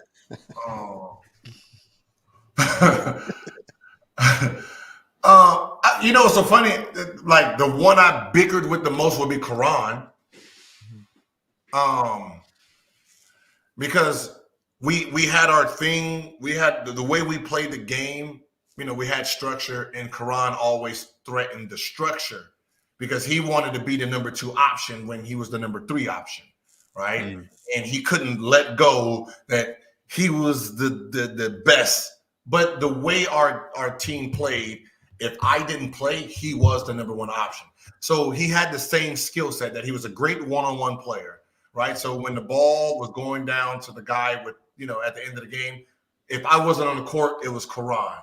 So, but me and Karan bickered because he wanted the ball just as much as Antoine, and he thought I favored Antoine. So he was more of the mouth as a teammate. For the most part, really no other person, because most of the other people were just dormant type of mentality. So he was the only one that I really bucked with during our time playing. Off the court, we're friends. So that's Oh yeah, I could tell when I was in Washington with y'all, that chemistry was just like it was just our own court. It just we demanded so much greatness from each other, and I think he just felt that, why do you have Antoine number 2 when I'm clearly, and I'm like, well, because I need assists. He's quick shoot. You want to pump fake, do all this shit, and I don't get the assist for that. So passing you the ball while you're open, you're gonna pump fake the wide open shot. Wait till the guy gets there, bop him, and then shoot it. You get the 2 points, bitch. I don't get the assist, right? So that's where we used to have that bump at. Okay, all right, appreciate you, man. Thanks for having me, FYL. Hey, that's Uncle Suggs, y'all, man. Make sure y'all check his channel out, man. He got all type of content over there, man. If you want good laughs, and hey, listen, I know what name everybody wants me to say. No, I know what name everybody wants me to say, but just to be honest. There was no problem. Like he was never a problem. He didn't say anything. He was a Zaddy's boy, right? He did what was told. Motherfucker, you set 100 screens. He's gonna go there and set 100 screens. So it wasn't like we had a problem. Like he was already broken by the time I got there, which is my third year. He was already mentally broken. So whatever happened his first 2 years, I didn't have to worry about that going forward. So he wasn't actually a problem for me. He just, his issues was just probably self, but he never really took it out on his teammates, to be honest. He was bullied more than he was like the shit you see on YouTube. That wasn't that motherfucker in the locker room. I can tell you, he wasn't. All right, bro. Salute everybody. Thanks, man. You can kind of tell based on the product on the court. I mean, you can kind of tell that. I mean, it doesn't surprise me. I don't know why there's so much pushback. When I try to keep it basketball when I talk about it. There are people that come on here and say we don't think he was a bust. Like we had a guy came on here and said he played over 10 years in the league. You can't be a bust if you play over 10 years. And I said, well, that means I have to reconsider Darko. That means, do I have to tell myself Darko wasn't a bust because he played over? It's like, I mean, the one thing that I saw about Kwame that surprised me the most, and obviously they come out with these projections when a guy is supposed to get drafted number 1 overall, and it's this chart basically his all-star projection. The probability of him not being an all-star was ridiculous. Like he was, out of all the number 1 picks in NBA history, he was like the most for sure thing ever. Like his projections were, his numbers coming into the league everything was off the radar. And I think that's why he got picked on when it didn't pan out, because he made so many people look bad that it was he was the one like you can't miss. Like there was no wiggle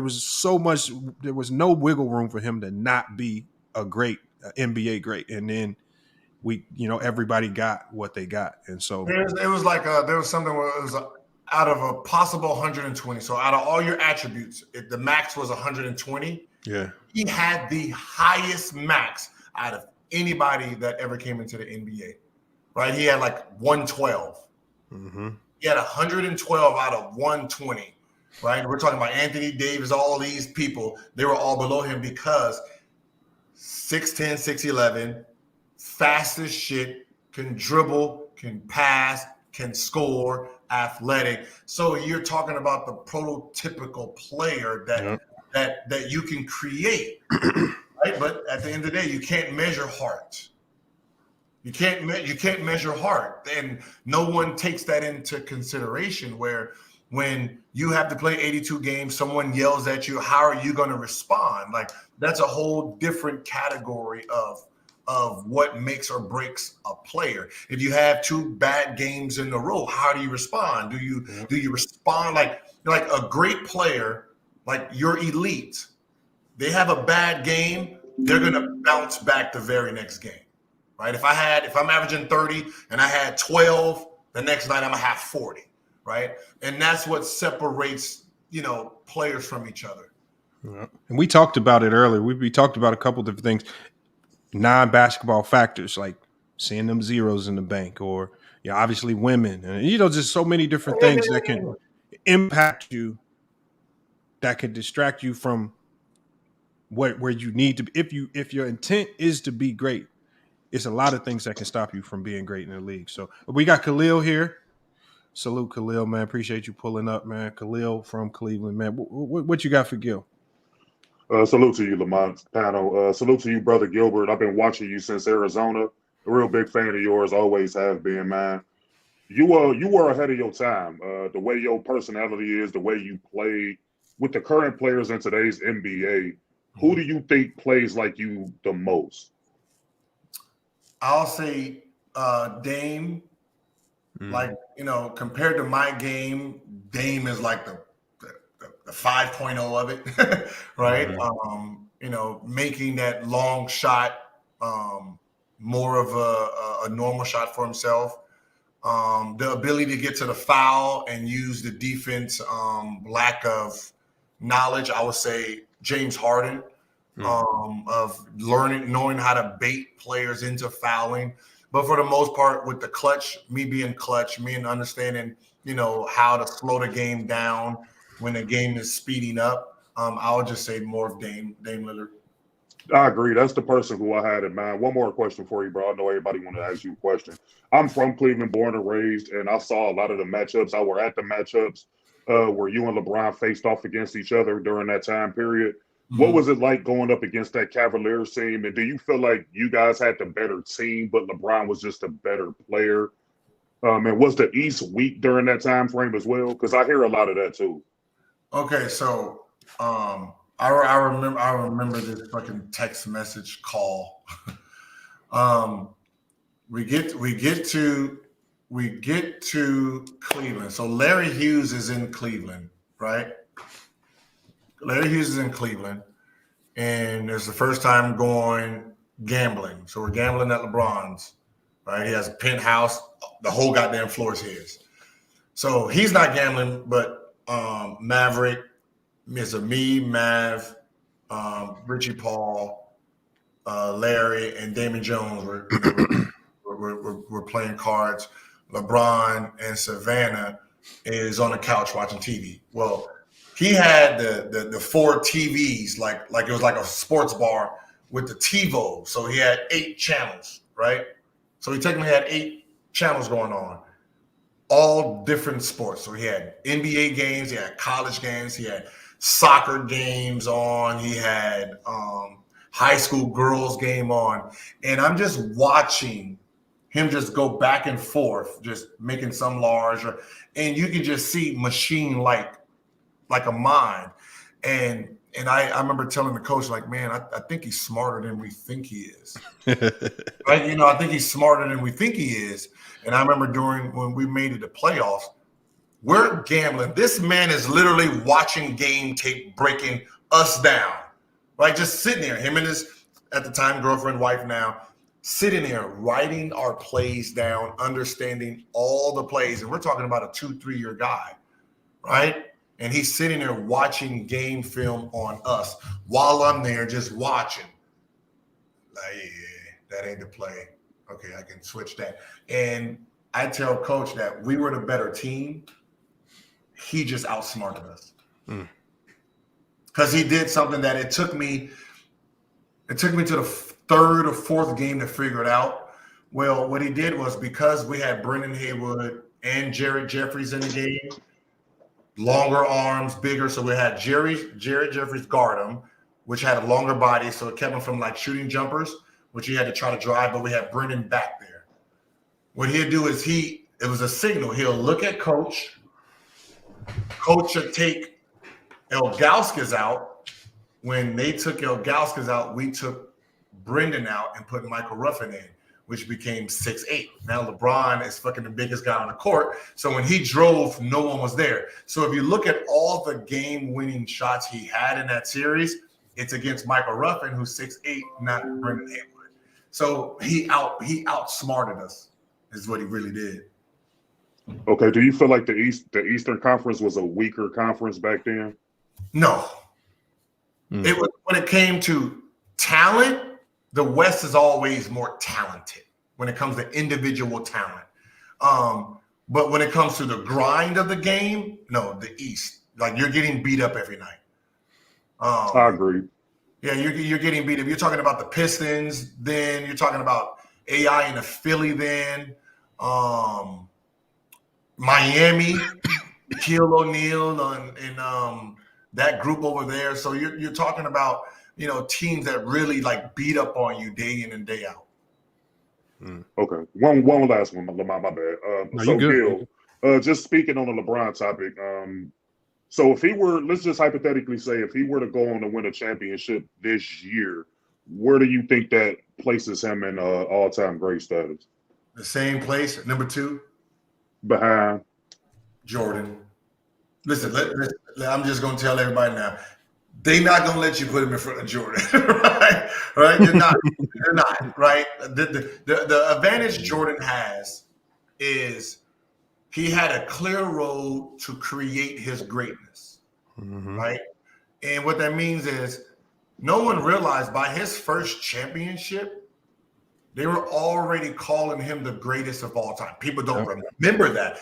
His one championship, they called him the greatest of all time already. I thought it was a third one, Gil.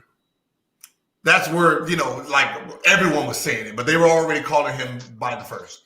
So that's why Kareem was angry all these years, because they took his title fucking early. Like even by the third one, Jordan even had 20,000 points yet. That's crazy. So what happens then is Jordan got to really play a game how he wanted to. When LeBron was coming up, when Kobe was coming up, if you want to be the next Jordan, you need to win you need to win rings. So no one got to do what Michael Jordan did first, get a whole bunch of scoring titles, right? Get all these scoring titles, all these MVPs. It was basically build a team. Let's try to get as many rings. So even if someone caught him in rings, what they were going to do is say, well, you don't have 9 scoring titles. You only got 1, right? So if someone tells LeBron James, hey, you're going to play 20 years, and at year 20, you're going to average 28, right? By year 20, you're going to average 28. I guarantee you he starts his career off very different. Because no one talks about Jordan and puts all of Jordan's stats up there and say, all right, to be better than Jordan, you need all of these. That changes. When you talk about Jordan, everyone throws in rings first. So now you're talking about Kevin Durant and all these guys. They ring seek. They're ring seeking, and then once they get the rings, they don't realize, well, the motherfucker had 9 scoring champions. He had defensive player of the year. He had that 5 times. He had this. His stats are just so unreal that there would never be anyone that can get in front of him. So no matter what LeBron does right now, get 3 more rings, they're going to put him number 2. Yep. It's going to be another. It has to be, and that's the fucked up part. When LeBron retires, if he didn't take the top spot, no one gets it. Yeah. Because like Jordan had it while he was already playing. If LeBron doesn't have it now, no one's going to give it to him later.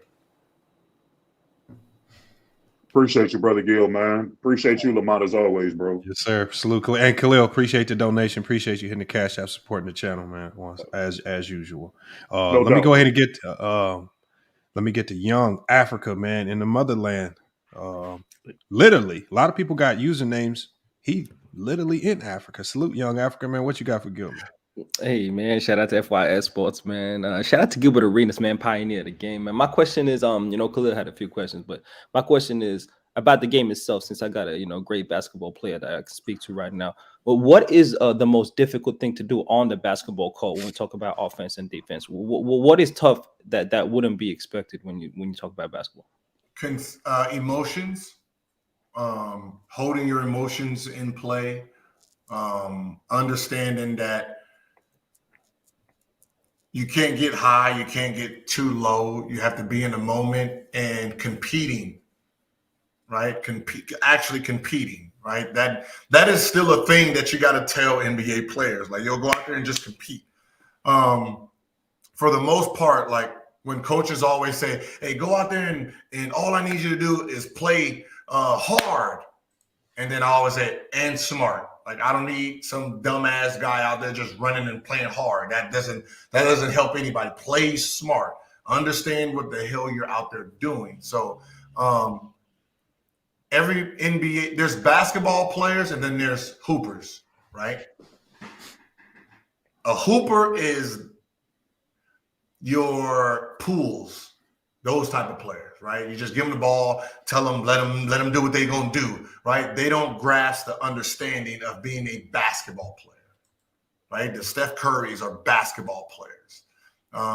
Devin Booker, those guys are basketball players. So there's this thing where, hoopers and basketball players. Hoopers have this great thing that they do, but when you put them in a setting, they don't know how to play basketball, right? So, just understanding the game, understanding plays, understanding what your job is, and executing it is the hardest thing to do. And just to connect to that, when we talk about styles and play, it's styles, like you were saying. There's players that play like Giannis, right, and will dominate you inside and in the paint. And then there's shot creators like the great shot creators in the game, like a Kobe Bryant that you played up against. What is more impactful to you, and what is more demoralizing to a team? A guy that goes to the paint hard, a guy like Giannis, for example, or a guy like Kobe that can destroy you just on his individual shot creation alone. It's both, right? You have one guy like Giannis who is, the way he plays the game, he's causing about 20-25 fouls on your team, which is really unheard of from a player, which means he's going to put majority of your team in foul trouble. So not having a system that can control him enough not to get in foul trouble is one difficult thing. Then you have someone who has an assassin like mine who's going to do the same thing, but his talent is so unreal that kills you. Well, Kobe is going to be the more deadlier of the two, that you'd rather play against Giannis every night versus someone who is trying to score 50, 60, 70, 80, right? That's the two differences. Like, those type of players, you're going to be killed is just how you want to be killed.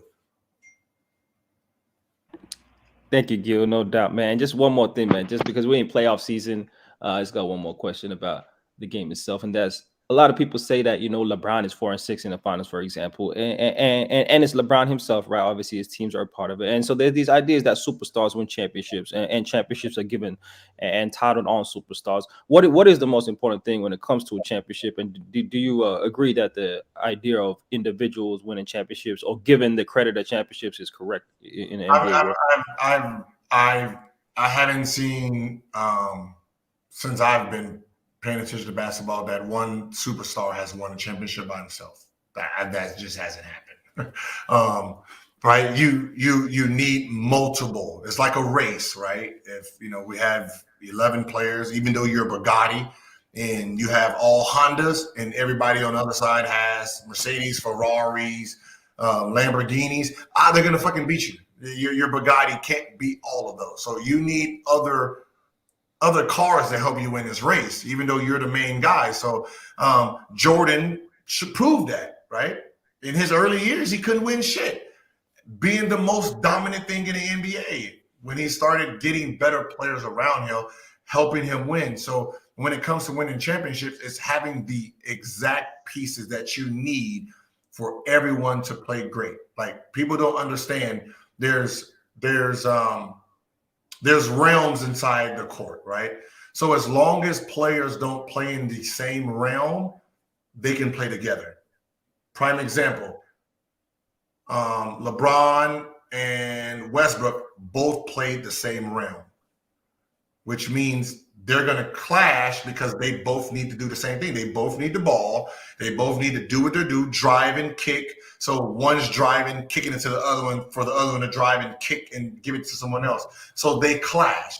Somebody like Steph, Clay, and Curry on the same court, they don't clash because when Steph is flaring, when Steph is flaring, you got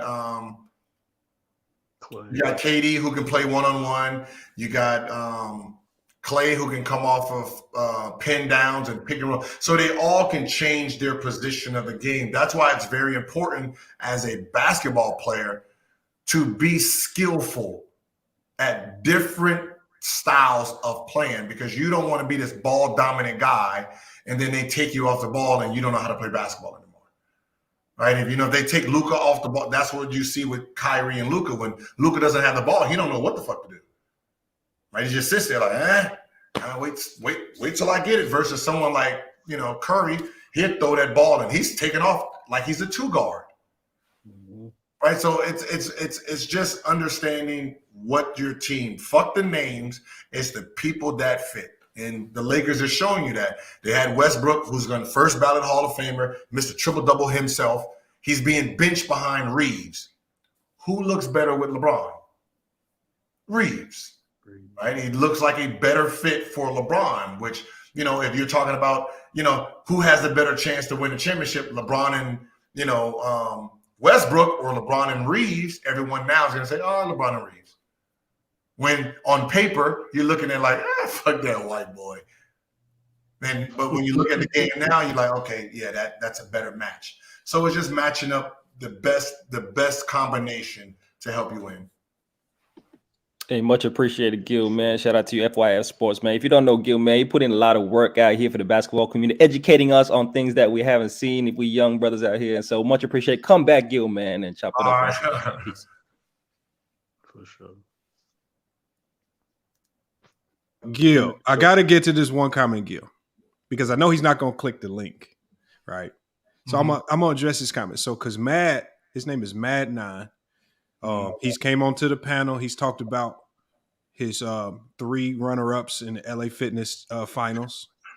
And that experience, I feel he thinks, he's learned enough from that to tell us all about LeBron's game. And he says LeBron is off ball. His number is Luka. So I guess he's comparing LeBron off ball to Luka. Now this is now we're talking to somebody who not only has been on the same court with LeBron, but in a playoff setting where you had to scout him out, where you had to talk about his strengths, where you had to talk about his weaknesses, where you had to try your best to put him in situations where he could not completely compromise your defense. So tell us about LeBron James off ball, because there is a narrative off the ball. Yeah, like Matt, because a lot of people can't talk about LeBron with the ball. You talk about him with the ball, you can't. You're just going to look like a liar. So what people try to do is they talk about LeBron off ball because casuals ain't watching what's going on off ball. They don't care about the guy that screens and rolls. They don't care about they don't care about the off ball. They care about who has the ball and who gets scored on. You tell us about how your approach in the playoffs. Okay, so he's going to be right with off the ball. Well, LeBron didn't really do much off the ball, because he had the ball all the time. LeBron's flaws are, even though he's left-handed, even though he's naturally left-handed, his weakest side is trying to move left and trying to get his footing right? So you probably seen him miss a lot of left-hand layups because his footing. Like usually he'll travel trying to get back to his right, his right left, and sometimes he gets it wrong. He's not comfortable with the post up. He's not comfortable on one-on-one pinch post type play, which actually is the greatest part of LeBron, that he does not try to prove anyone right or wrong. He plays to his strengths, not his weaknesses, right? So from day one, LeBron on the left side is going to do the same fucking move. Time winding down, right? Look at the ball, step left, that step back shot, right? He goes right. You've never seen him do it on the left side. So you know what he's going to do. You just can't stop it. Like we've tried to put him in every scenario where, all right, we're going to make him a scorer only, right? Let him have 50. And he gets 50, right? He gets 50. You make him a passer. He's going to do the passes, plus he's going to score anyway, right? No one, okay, 6'8", he's not 6'8", right? Throw that out the fucking window. Jimmy Butler is 6'8". Klay Thompson's 6'7", all right? LeBron James ain't fucking 6'8". LeBron James ain't never been 6'8", right? He's been all of 6'10 and a half, 6'11". Damn. From day one, don't let no. If you Google right now and say him versus what is it? New York. What's the Turkish kid? Eaton. Big kid. The center. Currently playing now. Enes Kanter. Yeah, go Enes versus LeBron, and the motherfuckers is eye to eye, 1-6-11, right? LeBron is big. Like I noticed that when we played him, right? Like we had Antoine Jameson, Antoine 6'9", and LeBron posted up. LeBron is looking at him, like looking down, and I'm like, what the fuck? Did he grow? And then when Jared Jeffries got to him, they're both the same height. So he's all of 6'11". So why do you think he doesn't get blocked trying to dunk on people? Because he's usually the biggest motherfucker in the game, right? Mm-hmm. So trying to scheme for him when he's coming downhill is just very hard because once he jumps, there's really nothing that's stopping him. You know, like most of these players, like Kevin Durant. Kevin Durant ain't 6'9". No. He's all of fucking 7'1". Kevin Garnett wasn't fucking 6'10".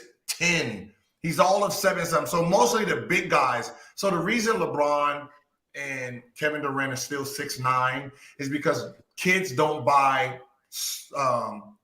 big man shoes. So Nike realized that no one buys those kids do not buy shoes anybody over 6'10" and above. So if you look at all the great shoe sellers, they're all 6'9" and under.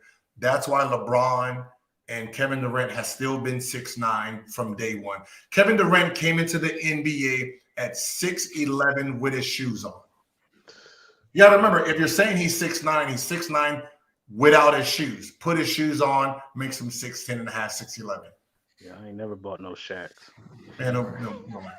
None at all. That's all facts right there. Right, like you're saying, if the thing is 6'9", that's without his shoes. Put his shoes on, 6'10 and a half, 6'11. You know, we don't play basketball without our shoes. All right, let me get to Mac. We got Mac Def in here, man. Mac Def, what you got for Gil, man? And then we got to get to Pootie's a good character. We got to get to Pootie too, man. For sure. Salute everyone, man. I'm from Vallejo, California, Gilbert Arenas. So I had season tickets to the Warriors your rookie season. Okay. And got to see you work. And I swear, every time you came into the game, the offense ran so smooth, no turnovers. And then as soon as they took you out, it was just none but turnovers. It lose the lead. I swear, we knew you was nice with Golden State, bro. We was like, but oh well, they traded you, man. That's the story of Golden State. But my question for you, and I'm a '90s advocate. Like I think '90s era was the best era. So what my question is, even though the game has evolved and the athlete, has evolved and the game is more skilled, I believe that there's certain aspects and attributes that players had even in the 80s and 90s that can transfer to any era and they'll be okay. And I think Larry Bird can guard Paul George on the perimeter? No. But I still think Larry Bird will still be Larry Bird in today's game. So my question is there certain attributes and skill set that any player from any era that it will transfer to? Yeah, okay. So some players, some players, you're right. Their skill set, their dominance does transfer, right? So when you talk about somebody like Magic Johnson, you're talking about a 6'9" point guard that, passed the ball flashier than anybody has really seen, right?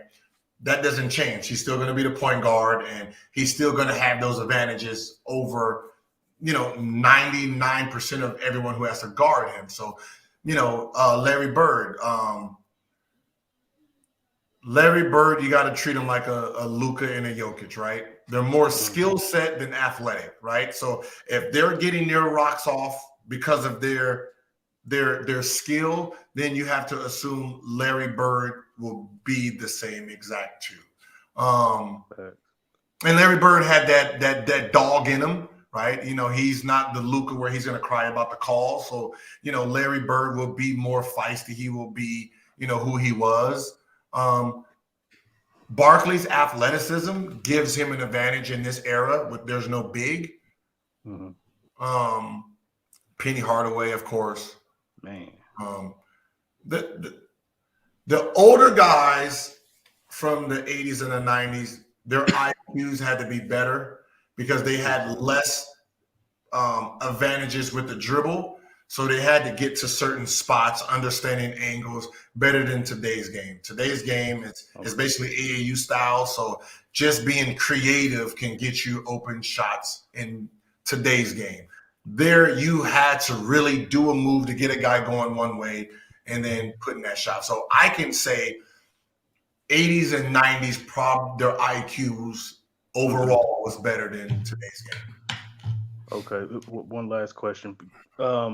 What determines? What do you think determines a great score? Is it the mindset of just putting the ball in the basket, or is it skill set? And who would be your top 5 scorers off the top of your head all time that you would say like there's no stopping this guy? Scoring, mindset. Mindset, okay. Scoring is really a mindset because when you're a scorer, you really grasp the understanding of I can't make every shot, I can't miss every shot, right? Play the game like this is what I do, right? You know, as long as the shot was good, make or miss, it was a good shot. So the Mamba mentality is real. Yeah, the Mamba, like if you think you're going to be a scorer and you caring about misses, let it go. Yeah. Right, let it go. Right, you like like a score. Like I can look at a sheet and say, all right, this is the score. If he goes 2 for 25, okay, that's the guy because missing didn't stop him from getting those shots up, which means he has a score mentality. Right, shooters keep shooting. Right.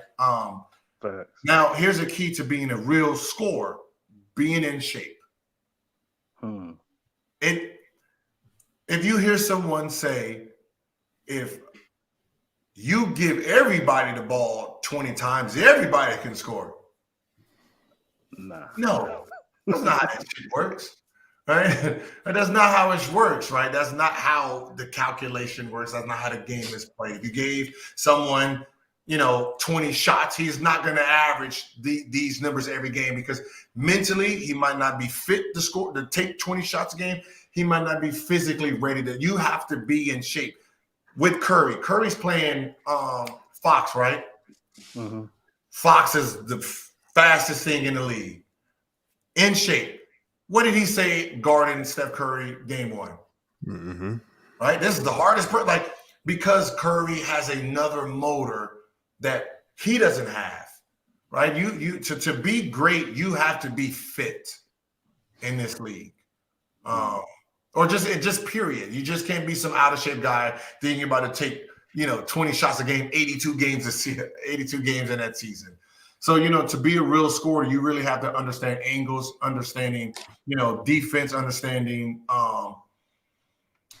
where referees are, understanding human behavior, understanding the length of someone's arm versus his height. Understanding the guy who gives you the most trouble, where's your attributes versus his attributes.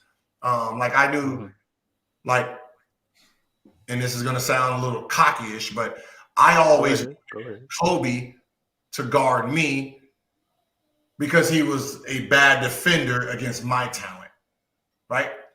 Even though he is a A1 defensive player, he's an A1 defensive player in his realm, not mine. I have the ball coming downhill faster, right? If he tried to hold me up, the speed I'm going at wouldn't stop me, right? So I can just run through that.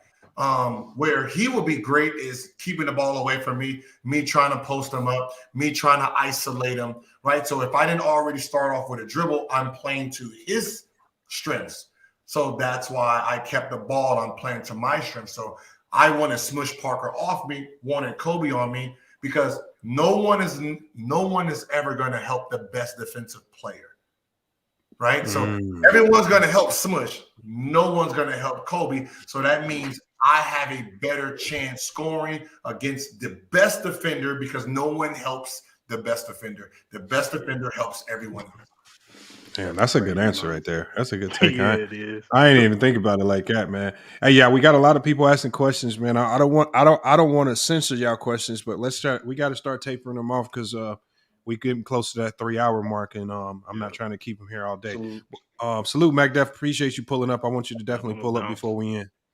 Let me bring up True to King too. Hey, you know what? We bringing up True to King. Let me ask you, Gilbert, because you've played out in the New Jersey area. Have you ever been to a restaurant called Krabby Dick's? No. You haven't? Okay, I was just wondering. True to King, he goes there a lot, so I was just wondering, man, if you to be honest, no one actually went out in Jersey. Right? Like when you went to Jersey, you just went to New York. And most teams, if they play Jersey, usually they're playing Jersey and New York, they just stay to fucking New York and just drive to Jersey for a game day. Yeah, that's the sign right there. You ain't never been there yet? Like no one ever went to no one ever been there. Okay. In Jersey. It's just one of those things. Like whenever we went to Delaware, I meant to say. But there's no basketball team in Delaware, so yeah, no reason to go out there. Now we got Pootie here. Pootie here is an avid LeBron James hater. No, I'm not, bro. Cut the cap. Hold on, Pootie. Hold on. I got to give you your introduction. He hates LeBron, and he has on record saying that you weren't a great scorer. You stat padded. Pootie. Pootie, you gotta address. You gotta give me some con. Somebody like Pootie won't have much context. He's just gonna say it. Pootie, man, talk to Gil, man. Talk to Gil, man. Yeah, because I've been meaning to address. Big fan, by the way. Curse you for giving Kobe Bryant 60 points. Curse you for that. But yeah, salute, bro. You've been on video, saying that the 90s players wouldn't be able to compete with today's players. Why is that so, bro? No, I said 80s. Everyone switched it to the 90s because Jordan gets to be in it, right? That was me who said the 90s. I said the 90s. Yeah, it was 80s. I attacked 80s. Okay. Yeah. But okay, so the concept of stat patent, was it Pat Staten? Stat patent? Yeah, I don't know what I don't. The concept of it just seems ridiculous when the media started saying it, right? So was John Stockton and Magic patent their stats when they're trying to get assists? Like making passes to open players, right? Getting assists. Is that patent your stats, or a big man who's trying to block every shot to be the block leader, playing defense? No, right? A guy, Dennis Rodman, trying to get 30 rebounds, right? You're supposed to be doing exactly what you do, right? So if Westbrook wants to go in and grab 10 rebounds, if the big man is doing his job, the little motherfucker wouldn't be able to do it. So we're trying to say someone's patenting their stats because they're hustling or playing like if you was owning the team and I'm trying to score 60 every night, I'm pretty sure you're happy with my results. Right? If I can give you 12 rebounds and 12 assists, you're gonna be like, shit, hey, I'm getting my money's worth. Right? So the idea of it just seems like ridiculous because like is a coach trying to pad his winning stats because he wants to win every game. It was just the concept just didn't make sense, and it was just one of those things where once one person says it, everyone just starts looking at it and they're like, "Oh yeah, he's patenting stats. He's trying to rebound and hustle too much." Like, it sounds a little far-fetched. Telling the guy don't play too hard. Do what you're capable of doing is all I say. If you can go out there and give me 70, give me 70. All right. I don't need you to think about the team and give me 20 so this man can. No. Give me 70. Let the motherfuckers do what they're supposed to do best. Another thing that you spoke on was like the right play. Oh, that Mike and Kobe would just go out there and score 60 and to hell with it. But if you're in Kobe Bryant's situation, would you really give the ball to Smush Parker for the final shot, bro? Let's be honest. No. No, I wouldn't. Kobe wouldn't. Michael Jordan wouldn't. I don't think LeBron will give the ball to Smush Parker in that final shot. Just like he wouldn't have given Westbrook the final shot pass. Usually when he does pass it to one of those guys, it's usually someone who's capable of shooting the ball. Because during the time when the game is on the line, it's always 4 shooters around him. But Jordan and Kobe, they just had a different element to him that LeBron just didn't have, right? Even though he hits game winners, like he's gonna hit game winners because he's gonna be put in that situation a lot. But that doesn't say he's the best clutch player of all time, right? That doesn't the amount doesn't determine what you're great at, because Steph Curry doesn't have a lot of game winners, but he shouldn't have, because for majority of his dominance, the man didn't even play fourth quarters because they were blowing teams out. So he was never put in situations to even tap into if he has that gene, if he's that type of player, right? So he doesn't have many attempts of hitting game winners or taking game winners because he was on the bench sitting, chilling. Yeah. I tell people that all the time about Steph. It's just they call him not clutch, and it's just like, just never really. What do you want? They blowing people out by 20, and you sitting there like, what do you want them to do? They go in there and force go in there and try to shit. So yeah. When it comes to just overall greatness, man, it's one of these, like Kobe, Jordan, they had the greatness of making that shot, right? LeBron, greatness is creating that shot, if it's for him or it's for someone else, right? I guarantee you, when Kobe passed that ball to Metal World Peace in the corner, if Metal World would have missed that, everybody would have been talking shit about Kobe, not taking that great shot. But at that time, that looked like the best pass in Kobe's situation. So it's really hard when you're in real time. When you're in real time making decisions like this, while you got players moving, clock ticking, referees, the crowd, right? You have to make decisions fast. And sometimes you make decisions like, what the fuck was I even thinking? Right? And the great ones make the most great decisions in those periods.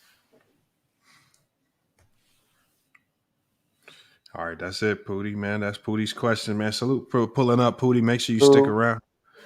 We definitely gonna bring you back later, Pootie, man. Appreciate you pulling up. We got True the King, man. True the King, man. What's good, man? Appreciate you pulling up. Lamont? What up, Gil? What's up?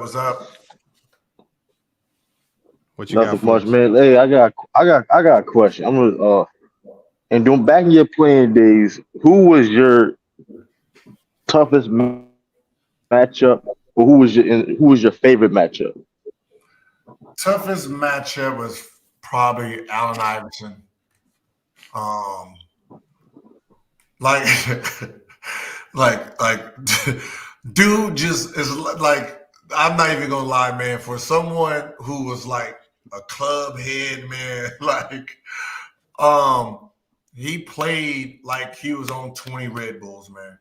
I'm not even gonna lie. Like he played like, that white boy that just plays hard. Like he just plays hard. Like the concept of nothing. That was Allen Iverson, but with all the skill in the world, right? That's what made him just hard, because he just kept coming over and over and over. And like how Steph is hard to guard because the way he moved, that was Allen, right? Allen's coming in 100 miles an hour every single play down, right? You got no rest with Allen. And it's just crazy that for a guy who club the way he did had that type of energy. Like if he had a LeBron lifestyle, right, and it was more about his image and his greatness, like you're talking about 15, 17 years of him just going. There's a reason, he went and fell the way he did. It was a lifestyle that caught up with him at the end. Mm-hmm. But he was the hardest. The funnest, probably Steve Nash. And the reason is the way they played the game, the way he played the game, put so many possessions in the game. A player like me, I'm gonna have 30. That's the type of game. It's not like playing against Detroit Pistons with Chauncey and them, where if you score 30 against them, that's like 60, right? Because everybody, you're scoring only 80 that game, 80, 78 around that fucking scoreboard. So if you got 30 out of the game, that's 60 versus, Steve Nash, that total score is going to be, 130, 140. You know what I mean? So you're going to get your numbers playing against Steve Nash. I got one more question. What happened to I've been following you when you're doing your podcast and being in the media now. What happened to that show with Mia Khalifa on Complex? What happened to it? And why, like, how that even came about either? Because that was like the most random thing ever. It was they came up with a gimmick, right? It was just more of a gimmick play because she did know sports. But the problem was that she was a student of sports. She understood her sports. She did her research. Like she was trying to really transition into like really taking it serious. The real problem was she was out of her element. Like you're in a city that you don't know anybody, right? You're in LA, you don't really know anybody. And when you go and look at comments, right, it's all about you, right? Oh, she sucks, she does this and that. And, I don't think that she could handle that day in and day out, right? A lot of people can't handle negativity, right? And they're reading the comments as if they really affect your life. Like, you can just not look at them, right? You can turn comments off. But because she didn't have control of the actual page, I think it just frustrated her just watching that kind of stuff being typed about her every single day. So I think she just got more homesick. And then from there, they got a pencil pusher in there. They couldn't afford the ticket that I was asking for. That's why Joe Buttons left from his side of the table. So it was just a little bit of everything that was going on with Complex. Okay, there you go. Hey, that was a good question, though. I ain't gonna lie; those are two good questions and interesting. Because that show. I was always intrigued about that show as well. And I got. This is a quick question. You can answer this quickly because this is just kind of funny. I mean, this dude is known for putting out some of the most fake stories I've ever seen in basketball sports history.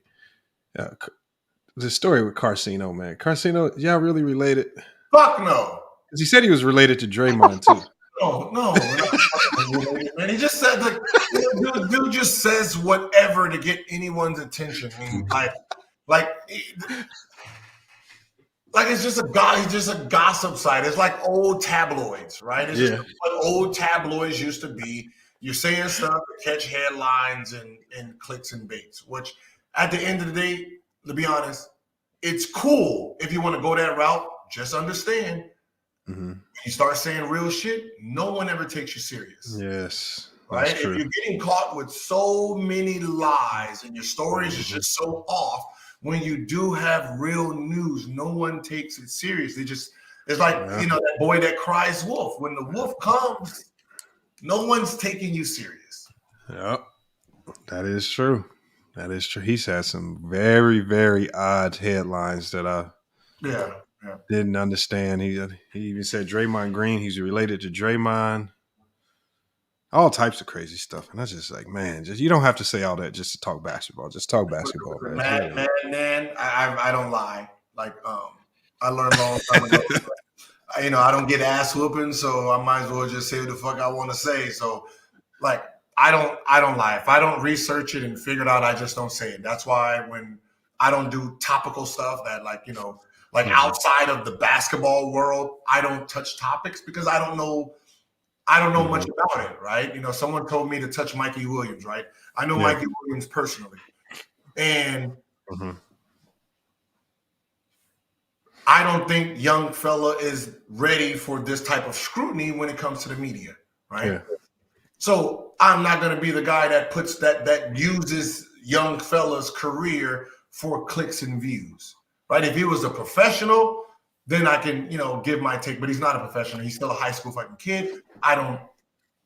That's not my world, right? You know what I mean? So if I can't big him up, I'm not going to tear him down. That's something he's going to have to deal with and, figure that all out. That's not part of my news cycle, right? There's just things I just don't touch, right? I don't touch that. I don't touch, rappers and stuff like that. That's not my world. Hey, there it is right there, man. That's all facts right there. We got Big Fan Breezy, man, and Jason Brown. They both been waiting a minute, man. They hop in, man. Salute. My apologies for not getting y'all up sooner. Big Fan, what's good? I'm gonna be honest with you, man. I'm enjoying the conversation, so I wasn't tripping while I was waiting, man. Shout to FYF Sports Debate and shout to Gil, man. Shout to the panel too, man. Salute, man. Appreciate it. But what I wanted to ask, and I feel like Agent Zero is the perfect person to ask. I got an issue with the Brooklyn Nets. Now, I'm a Brooklyn Nets fan, but they got my guy Cam Thomas deep on the bench. And what I wanted to speak on was, I kind of wanted to hear your perspective on it.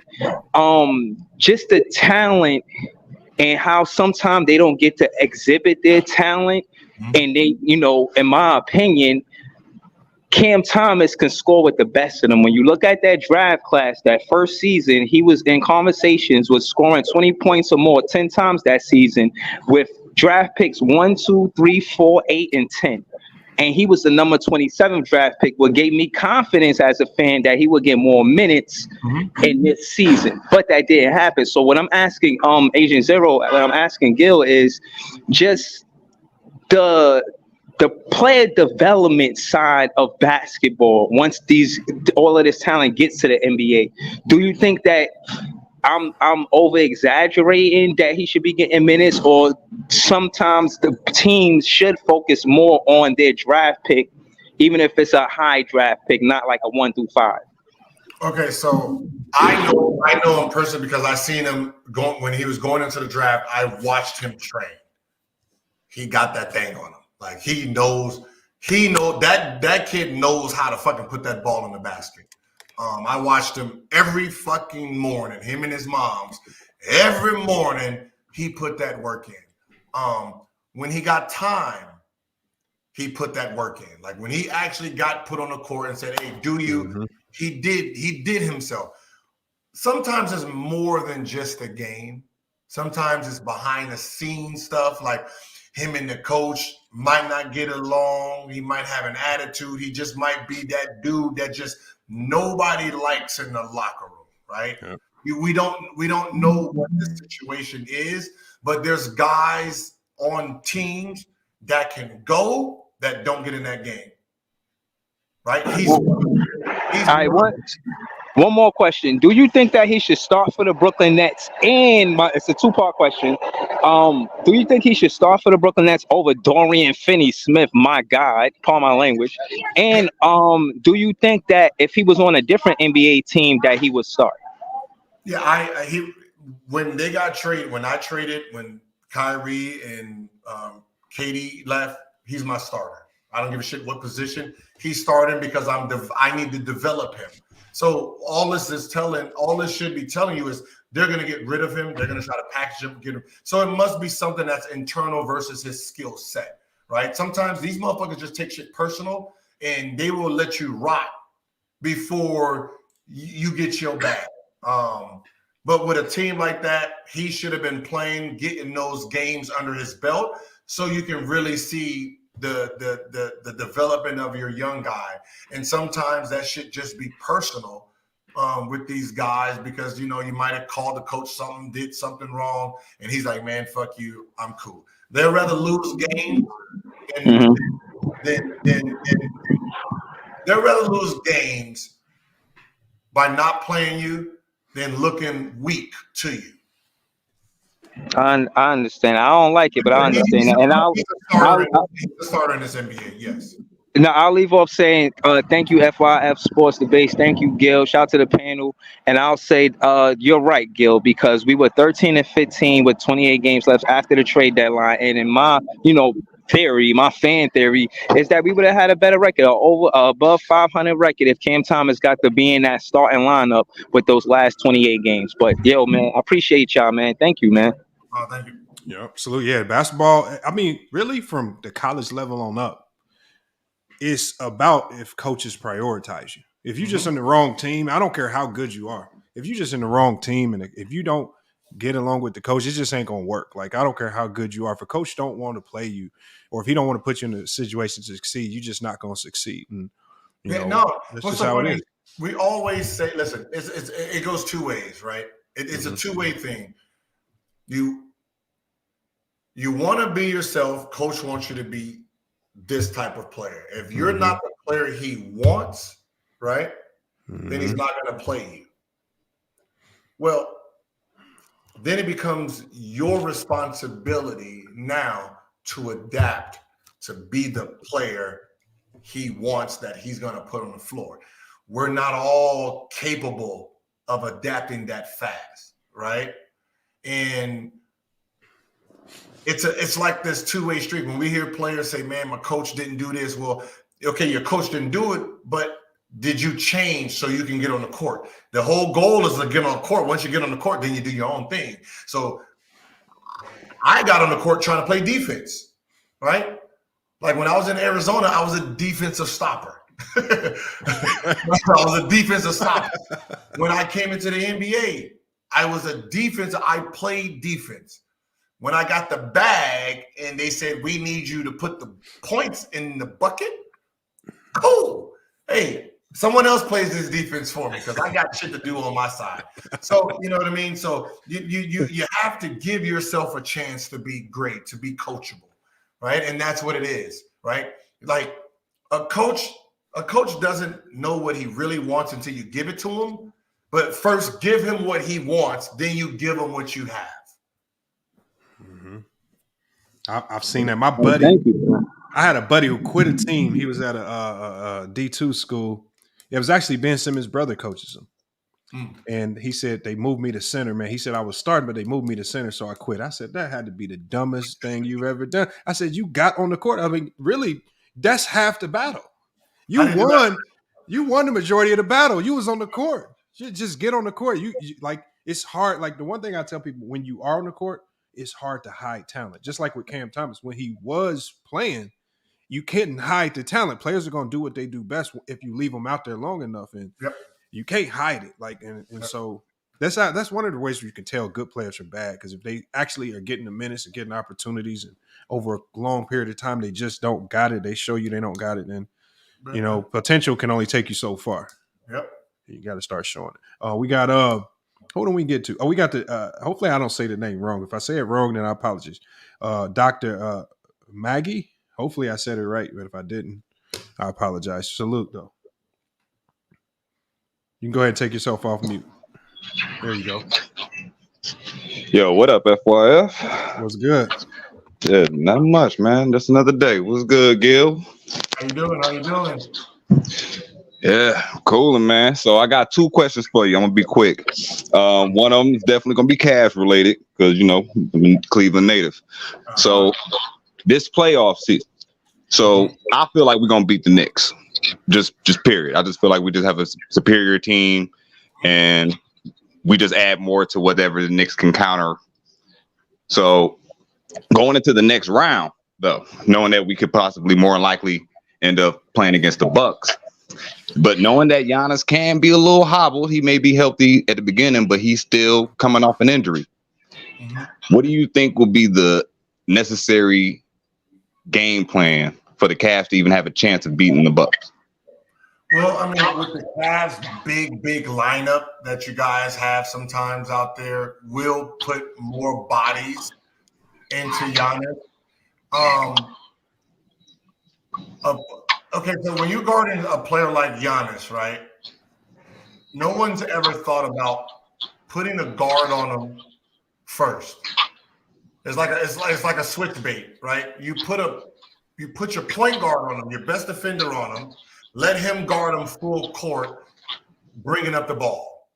Then you meet him with bigs at the rim versus having your big sit there and back all the way up, and he just has a full steam ahead type of mentality, right? Because the way he plays the game, there's no big that's going to guard him in that element. So put a guard, let the guard turn him a few times if he wants to try to dribble the ball full court. Let him, pull, because he's not, it's one of those games where we don't know if he's even fluent with the ball because most of the things are just stride out fast. So let a guard pick him up full court, and then once he starts driving, it's just a switch and go type of play. They started doing it with, I think there was one year when Rondo was guarding LeBron, and LeBron couldn't bring up the ball, so he had to try to post him up at the free throw line, right? You want to change the game up on him. So I will stick one of my guards on him early, see if we can tire him down, see if we can get him from coming full speed and just grab the ball at the half or the hash and then play offense from there. In the playoffs, we know so much about each other that when you're balling in the playoffs, you're good. You're actually good if you're balling in the playoffs. Because we get a book, and we know every play you're trying to do. We know all your strengths. We have your synergy. We know if you can't go left. We know what you shoot in the fourth quarter. We know how you shoot in the first 3 minutes of the game. So we have all the information about a player. From there, it's just who can adapt the fastest and who can switch up schemes the fastest. But I like the Cavs. They could be, to be honest, they could be a sleeper team because they have the scoring. They have the scoring from both their guards. They have the rest of the players who actually play well together, plays defense, understands the goal, and from there it's just matching up, right? Mm-hmm. Like the year the Bucks won the championship, right? They wasn't favorite. The Nets was beating the fuck out that team those first couple games of that series. Like we were laughing at how sorry the Bucks looked against Kevin Durant and them those first 2 games. I think they got beat by 20 the first 2 games, both games. And then, Kevin Durant, Kyrie went down, Harden's hurt. From there, the whole game changed. The next series, you had they couldn't stop Trae Young for shit. Mm-hmm. He hurts his ankle, changes the series. Then, you're playing Phoenix Suns. Phoenix Suns smacked you both games. They smack. Then they had to bring in the ringer. Scott Foster, come on in. Let's cool off Chris Paul and them. The series changed. So, it's just trying to make enough plays to get yourself in a position to win games. And then once you start winning games, it's from there, it's just luck, how the table goes. Well, hey, that's a good question right there. Let me get to we got Jason Brown, man. Salute. Appreciate you pulling up, man. As we start to wind down, we got 2 more guests. Last 2 questions of the night. I had one more question. One more. It was real quick too. Go ahead. So we already know that Victor Wembanyama is going to be the number 1 overall draft pick this upcoming draft. But the more intriguing question is, who do you have as the second best prospect in the draft? So we know we got Scoot, we got the Twins, we got Brandon Miller. So who are you really looking at? I'm taking Scoot. All day. Okay. All day. I'm taking Scoot because he's NBA prototype. Like you see his body, he's a monster already, and that's the advantage of him going to the D League, right, or the G League, where he got to be a professional for the last few years. I mean, he's been in 3 years now, 2 years. He's been in the G League 2 years. He's already been to the All-Star game. He's already played against professionals. So just being a prototypical 2 guard, he's it, right? You don't pass on him. The problem does come with this. Depending on who gets those picks can really determine if he goes second. Let's say I think Detroit is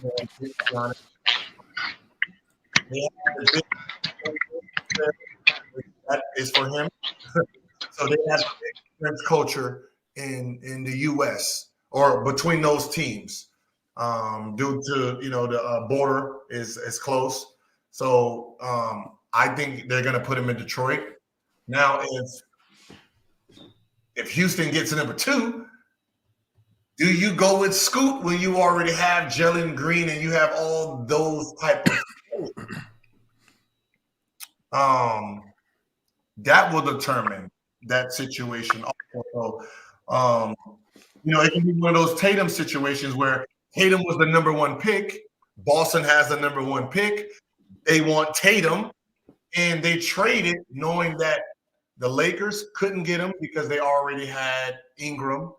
Philly couldn't get him because they already had Ben Simmons. So they trick Philly. They trick Philly, say, hey, we'll give you the number 1 pick. You need a guard? Okay, get your guard. We're going to get Tatum no matter what. So, you never know what's going to happen until those ping pong balls bounce. But Scoot is my guaranteed number 2. All right. Thank you for answering my questions, man. And keep doing what you're doing, FYF, man. This shit is fire, bro. Yes, sir, man. Appreciate you pulling up, man. All right. We got Jason Brown. Like I said, we're getting down to the last few guests. We got Jason Brown, Chris D, and Jamari. Hey, Jason, man, what's good, man? What you got on this? What's good, Lamont? Hey, salute, Gilbert. You held it down for the California guard, so I appreciate that. But my question is, in your era, who was the top 5 scoring guards in your era that you played against? Top 5 scoring guards. You got AI, Kobe. So AI, Kobe, Dwayne Wade, me.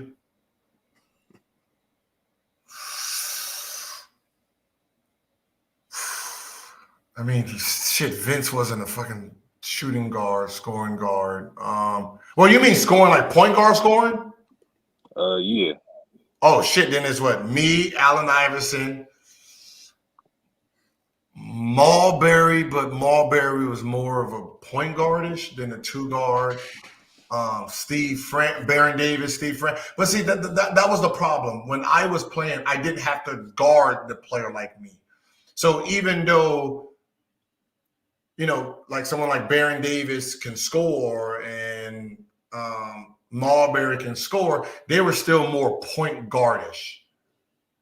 Right? They were still more point guardish. Like they were averaging 9, like Marbury was averaging 9 assists and was called selfish, right?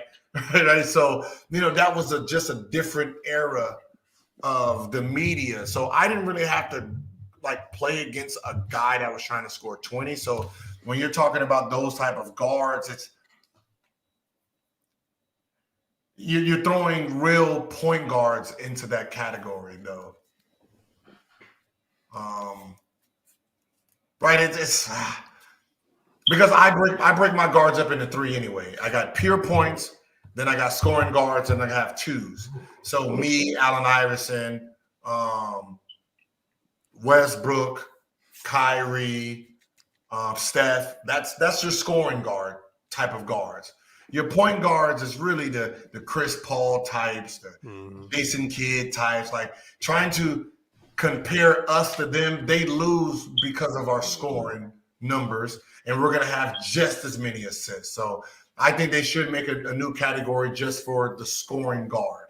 Would you throw Baron Davis in that mix or not? Yeah, see, Baron was more point guard. He had the ability to score. Like if you told Baron, I need you to average 30 a night, no one's keeping him from doing it because he had the bop, he had the IQ, and he had the vision and that body size to do it. But like that's why I said I throw Barron in there only because like him, Mulberry. So basically, me, Barron, Mulberry, Allen Iverson, and AI. I mean, AI. So those are basically us 4 or 5. You know, when you talk about scoring guards. Definitely, much love. Good. All right, salute, Jason, man. Appreciate you pulling up, man. We got combo. That's what we're called. Call them combo guards. Yeah, we got Jamar in combo. I just, for me, I just don't like. I mean, I understand why you would use that term combo guard, but it should just be guard. It could be, but like we have to categorize them based on one of the 5 positions. Mm-hmm. And it just is what it is. And I feel like when we doing these all-time point guard rankings, I mean, you got to throw Steph Curry in with the point guards, and you got to rank them. You got to figure out how. I mean, I know you don't like it, but Steph Curry's coming closer to the end of his career, and you're gonna rank him 1 or 2, and you got to rank him 1 or 2. That's what I said. I mean, you might love Magic, but like I was telling people, I said, I mean, other people might see the game differently, but for me, when I look at Steph Curry versus Magic. And I go toe for toe. Who does more things better on the basketball court, and who had the better career? I mean, it's Steph Curry's making it harder and harder for me, and it should be making it harder and harder for anybody to keep him. The fucked up part about it is when we say the greatest point guard of all times, no one ever says LeBron James. I said the same, but I made that same argument. I said if you got to put him in there, and I mean. He's led the team in assists 19 and a half years. There was only 1 year, which it was Jeff McGinnis that got traded there that had a higher assist rating or higher assist number over him, which made him come in second. But every year he led the team in assists. Why is he not a point guard? Why is he not in the point guard category? Because he has small forward? Well, now you got small forward under his names, most of his titles, right? And then there's years where LeBron does have point guard under his name, right? People don't know that, but there's years where LeBron does have point guard under his name. So he will technically, but if you make that argument, you take away Magic, right? And, trying to tell someone who has certain categories, Jordan, Magic, when you do that, and like, let LeBron be the 3. Like, well, what if I want to put him at the point? That's what I try to tell people. I think you are who you defend. You're going to generally defend your true position almost every time. Mm-hmm. Offensively, teams might try to do weird things with the defense, triple-double, doubles, zones, all this weird stuff. But I think defense truly tells what your position is, and Steph is out there guarding points. He ain't guarding really He ain't really guarding shooting guards. He ain't guarding small forward. That's what I believe. But hey, Jamari, what's good, man? Appreciate you pulling up. Man, what you got, man? What you got for Gil? Hey, Gilbert, bro. If you came out of retirement today and you had to place yourself on one team, what team would you like? What team do you see yourself a fit with? Want to go to State? Golden State. The reason is the offense that they're playing is Steve Kerr. Steve Kerr, Arizona, same shit. Mm-hmm. That offense, I like Kings. I like Kings offense. Anything, to be honest, anything that's fast paced that plays to my attributes. But I can play half court too. But fucking half court basketball is just not fun. I'm sorry, right? I don't look as selfish.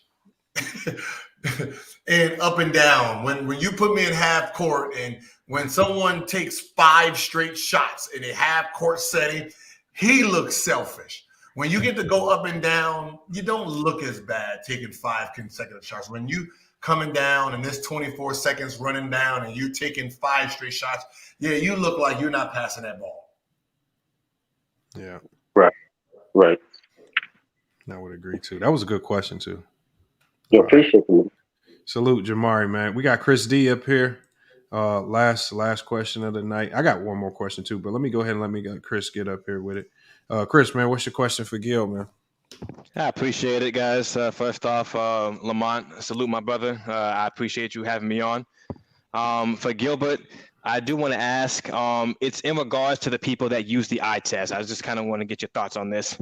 Guys that use the eye test, but still using the argument of, oh, this guy play with such and such Hall of Famer. Oh, he played with the top 75 talent. But when you actually are looking at these guys, like if you compare to what LeBron played with in 2010, where people would say, oh, he was playing with the Hall of Famer in Shaquille O'Neal. But we all know in 2009, Shaquille wasn't of that level. If he played at that level for his entire career, he would not be a Hall of Famer. So I was curious what your thoughts on people that use that argument, but still want to use the eye test. Like when usually that argument is only like going towards LeBron James and talking about the talent he played with, right? And it's like, oh, he played with Ray Allen, he's a Hall of Famer. Yeah, that Ray Allen came off the bench, right? He came off the bench to Mike Miller. Like, oh, he played with Shaq. Yeah, he played with Shaq and Antoine Jameson, but it wasn't the Kobe Shaq. It wasn't. Or the Dwayne Wade Shaq. So when you talk about who played with, it's what were they doing when he was with them, right? Jordan's team was Detroit Pistons of the 2004-05 on steroids, right? They were defensive gods, right? You're talking about yes, they scored like they could, but they were defensive expert. That's like when Kevin Durant, Klay Thompson, and Curry was on a team. Those are shooting gods, right? Those are the best, damn near the best three shooters in the NBA. Well, that Bulls team was arguably the best defensive players in their position, right? All the three of them were first team all defense, right? So when we look at what LeBron had, we're looking at the offensive ability, right? Right? They didn't have that defensive ability. Jordan had defensive guys that were 1, 2, and 3, right? Those three are fighting for which is weird, which is fucking amazing too. They're fighting for who's defensive player of the year, right? Right, the three are fighting each other for defensive player of the year. Then you still had Ron Harper over there, who was a great defensive player too, and no one gave him credit because you had the three fucking juggernauts over there. So when you talk about what Jordan played with, he played with Hall of Fame, first ballot defensive player, arguably the best defensive player in their position, at least top 1, 2, or 3. LeBron's never played with top 1, 2, or 3 in their position. Right? Dwayne Wade can arguably say he's top 3, top 4 shooting guards in his position. But that's it. No one else can say that. Right? Well, Dennis and Scotty can make that argument that they're the top in their position at defense. So that's a whole different element that no one pays attention to. So when people talk about Jordan didn't have this talent, yeah, he had it on a defensive end. That's where his talent was. He was offensively talented enough to carry teams by his fucking self. Okay. All right. I agree with that. Hey, you got your question, man. Hey, Chris, man. Yeah. Appreciate you pulling up, man. I always love your questions when you pull up, man. I'm going to go ahead and drop you down. Last question, man. Portland Trailblazers. They knock on your door. Gil, we got $15 million. So we got to say a number that's going to move you to really make some stuff shake. We trading for Ben Simmons. It's your job to fix him. What's the solution?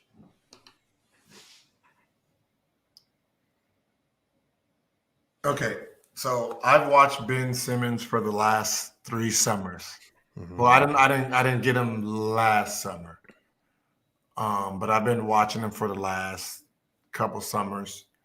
And for Philly fans and Brooklyn Nets fans, in the summer, when there's no coaches, there's no rules, and you got to play basketball, he's top 2, top 3 in every gym he's going to go to. Right? Top 2, top 3 in every gym this man walks into. I don't give a fuck who you put in there. He's gonna be top 2 or 3. He's gonna the defense he plays there, he plays in pickup. So he's picking these dudes up full court. He's picking them up full court. He don't have no rules, so you can't guard him driving to the basket, and he can shoot.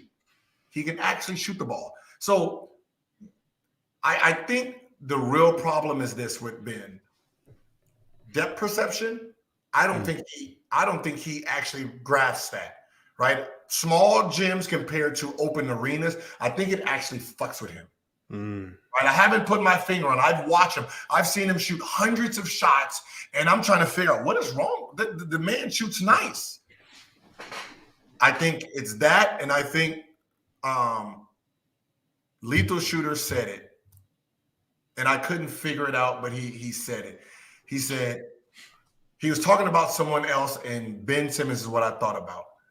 Learning how, like when you're a fast, explosive player, for anybody who's playing basketball or coaching or training, a fast, explosive player has to learn how to turn off his type 2 fibers when he's trying to be a shooter.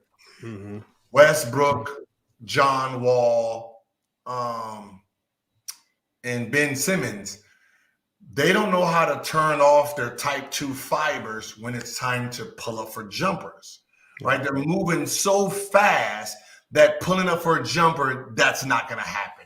And I think he hasn't been taught to learn how to slow his body down to pull up for that nice jump shot. Like, Devin Booker can go full speed and boom. Kevin Durant, boom. Curry, boom. And some players just haven't learned how to actually turn it off, turn on your type 1 fibers to make those jumpers. Because if you say, all right, take a spot shot and actually take it, he can make spot shots. I think, once the season starts, I think it's more of just a full fucking mental breakdown when it comes to shooting. But I've seen this man fucking shoot shots, and I've seen him tear through Hall of Famers. I've seen him tear through Hall of Famers, shooting his shot, pulling up. And, the game just changes, man. That's what makes the difference between a street player and an NBA player. When them fucking lights come on and there's 20,000 fucking people in there booing you and it's game time, shit is on the line. Motherfucker, who got nuts? Like that bubble shit, for some of those players that y'all watched in the bubble, they haven't been shit since. They haven't been shit since the bubble. Those are called our practice players, right? When we're in practice, fucking Kobe Bryants. Oh, we have a whole bunch of motherfucking Kobe Bryants in practice. Oh, these motherfuckers sitting there doing the fadeaway, put him in the game, don't have nuts, right? And you have those, right, in those situations. And Ben Simmons, it seemed like his game is more compact when, no one is around, there's no audience, there's no nothing. It seemed like he has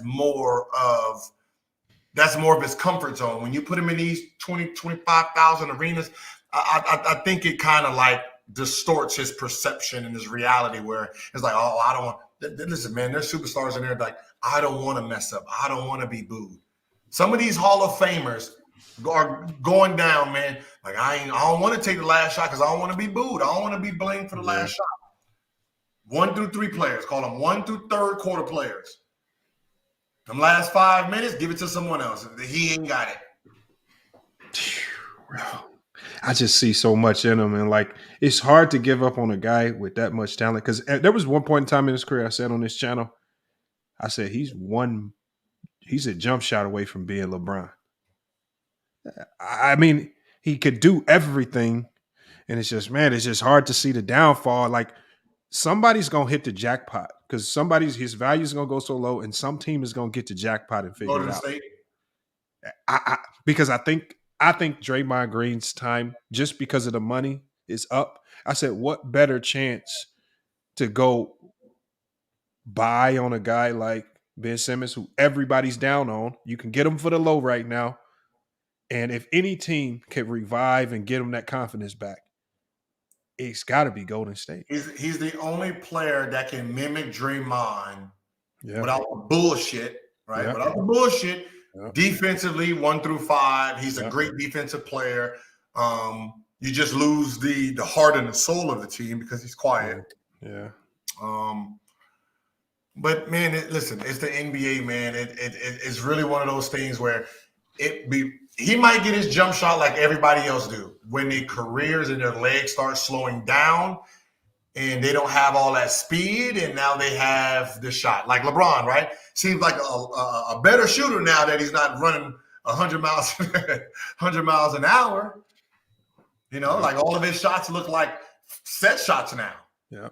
And I think that's what's going to happen with Ben. You know, if he can, stay around 3-4 more years to the point where, his legs are slowing down to the point where he can really shoot. He can really shoot his jumper to show people that he can shoot. Man, I hope he can get it together. I'm definitely rooting for him. I hate to see the media get all over him in times like this. And like I said, I hope that one of these teams takes a chance on him, because if they figure it out, then if you put them on the wrong team and they figure it out, you're going to have a problem. Yeah. Like they're going to be a problem, especially if it's a team with stars already on it. Like Golden State already has a whole bunch of like a Wiggins, a Poole, Steph, and if they can keep that Steph and Clay combination, if Ben figures it out with the right team, you're going to have a problem on your hand for a long time. But that's just my thoughts. But Gil, man, we didn't had you here for over 3 hours, man. I ain't going to take too more of your time. I definitely appreciate you taking the time to pull up, man. If you got anything for the people, let them know where they can find you on YouTube. Even. So YouTube, my main channel is Gil's Arena. My fuck off channel, just fucking around, trying to. But look, to be honest, I'm trying to, do what you do, right? Where I can hold my own conversations, ask questions. So I'm trying to learn how to be, my own, talk show, right? Well, that's No Chill Gil. Right now, I'm practicing on that junkie Kwame Brown. Right now, that's practicing my skills before I really erase it all and then open it up and really, get into that realm where I'm just by myself doing my thing. Yeah, it's. I mean, it's like I said. I think you got it for the most part. Like, I think that talent you got is just sitting down, just talking basketball. It just draws people in. Like when you just sitting down with 2 or 3 guys, I see it's like your podcast. Next thing I know, I find myself listening, and I'm just moving on to the next episode. Y'all talking, and it's flowing so smooth. I done flowed into 2-3 shows in a row, and can't even tell that it's in transition. And so, I think that's a lane in and of itself, man. So I think you got something with what you're doing. And what's so funny is with Gil's Arena, what we're gonna start doing though is I really believe in the new media, which is the younger guys, right? So if you've seen some of the things, we have Skype coming in. Yeah. Right. So we're going to start opening it up where we have content creators that's in the sports world come in and give their takes and ask their questions too. So you're going to be on that board, my man. Hey, I definitely appreciate it, man. But hey, I'm gonna let you hang out in the backstage 1 second while I close the show out. Chop it up with you for a few minutes after the show is over. But hey, y'all, that's Gilbert Arenas, man. Y'all know where to find him. He's easy to find. I definitely appreciate it. Again, salute to Uncle Shug for helping me get this put together. This definitely wouldn't have happened without him. So make sure I go check out his channel as well. I'm gonna go ahead and get this one shut down. Hey, y'all, it's FYF Sports, man. Like I said, my season's over. My team, we folded again, man, when it mattered most, man. And now I'm home. Now we at home.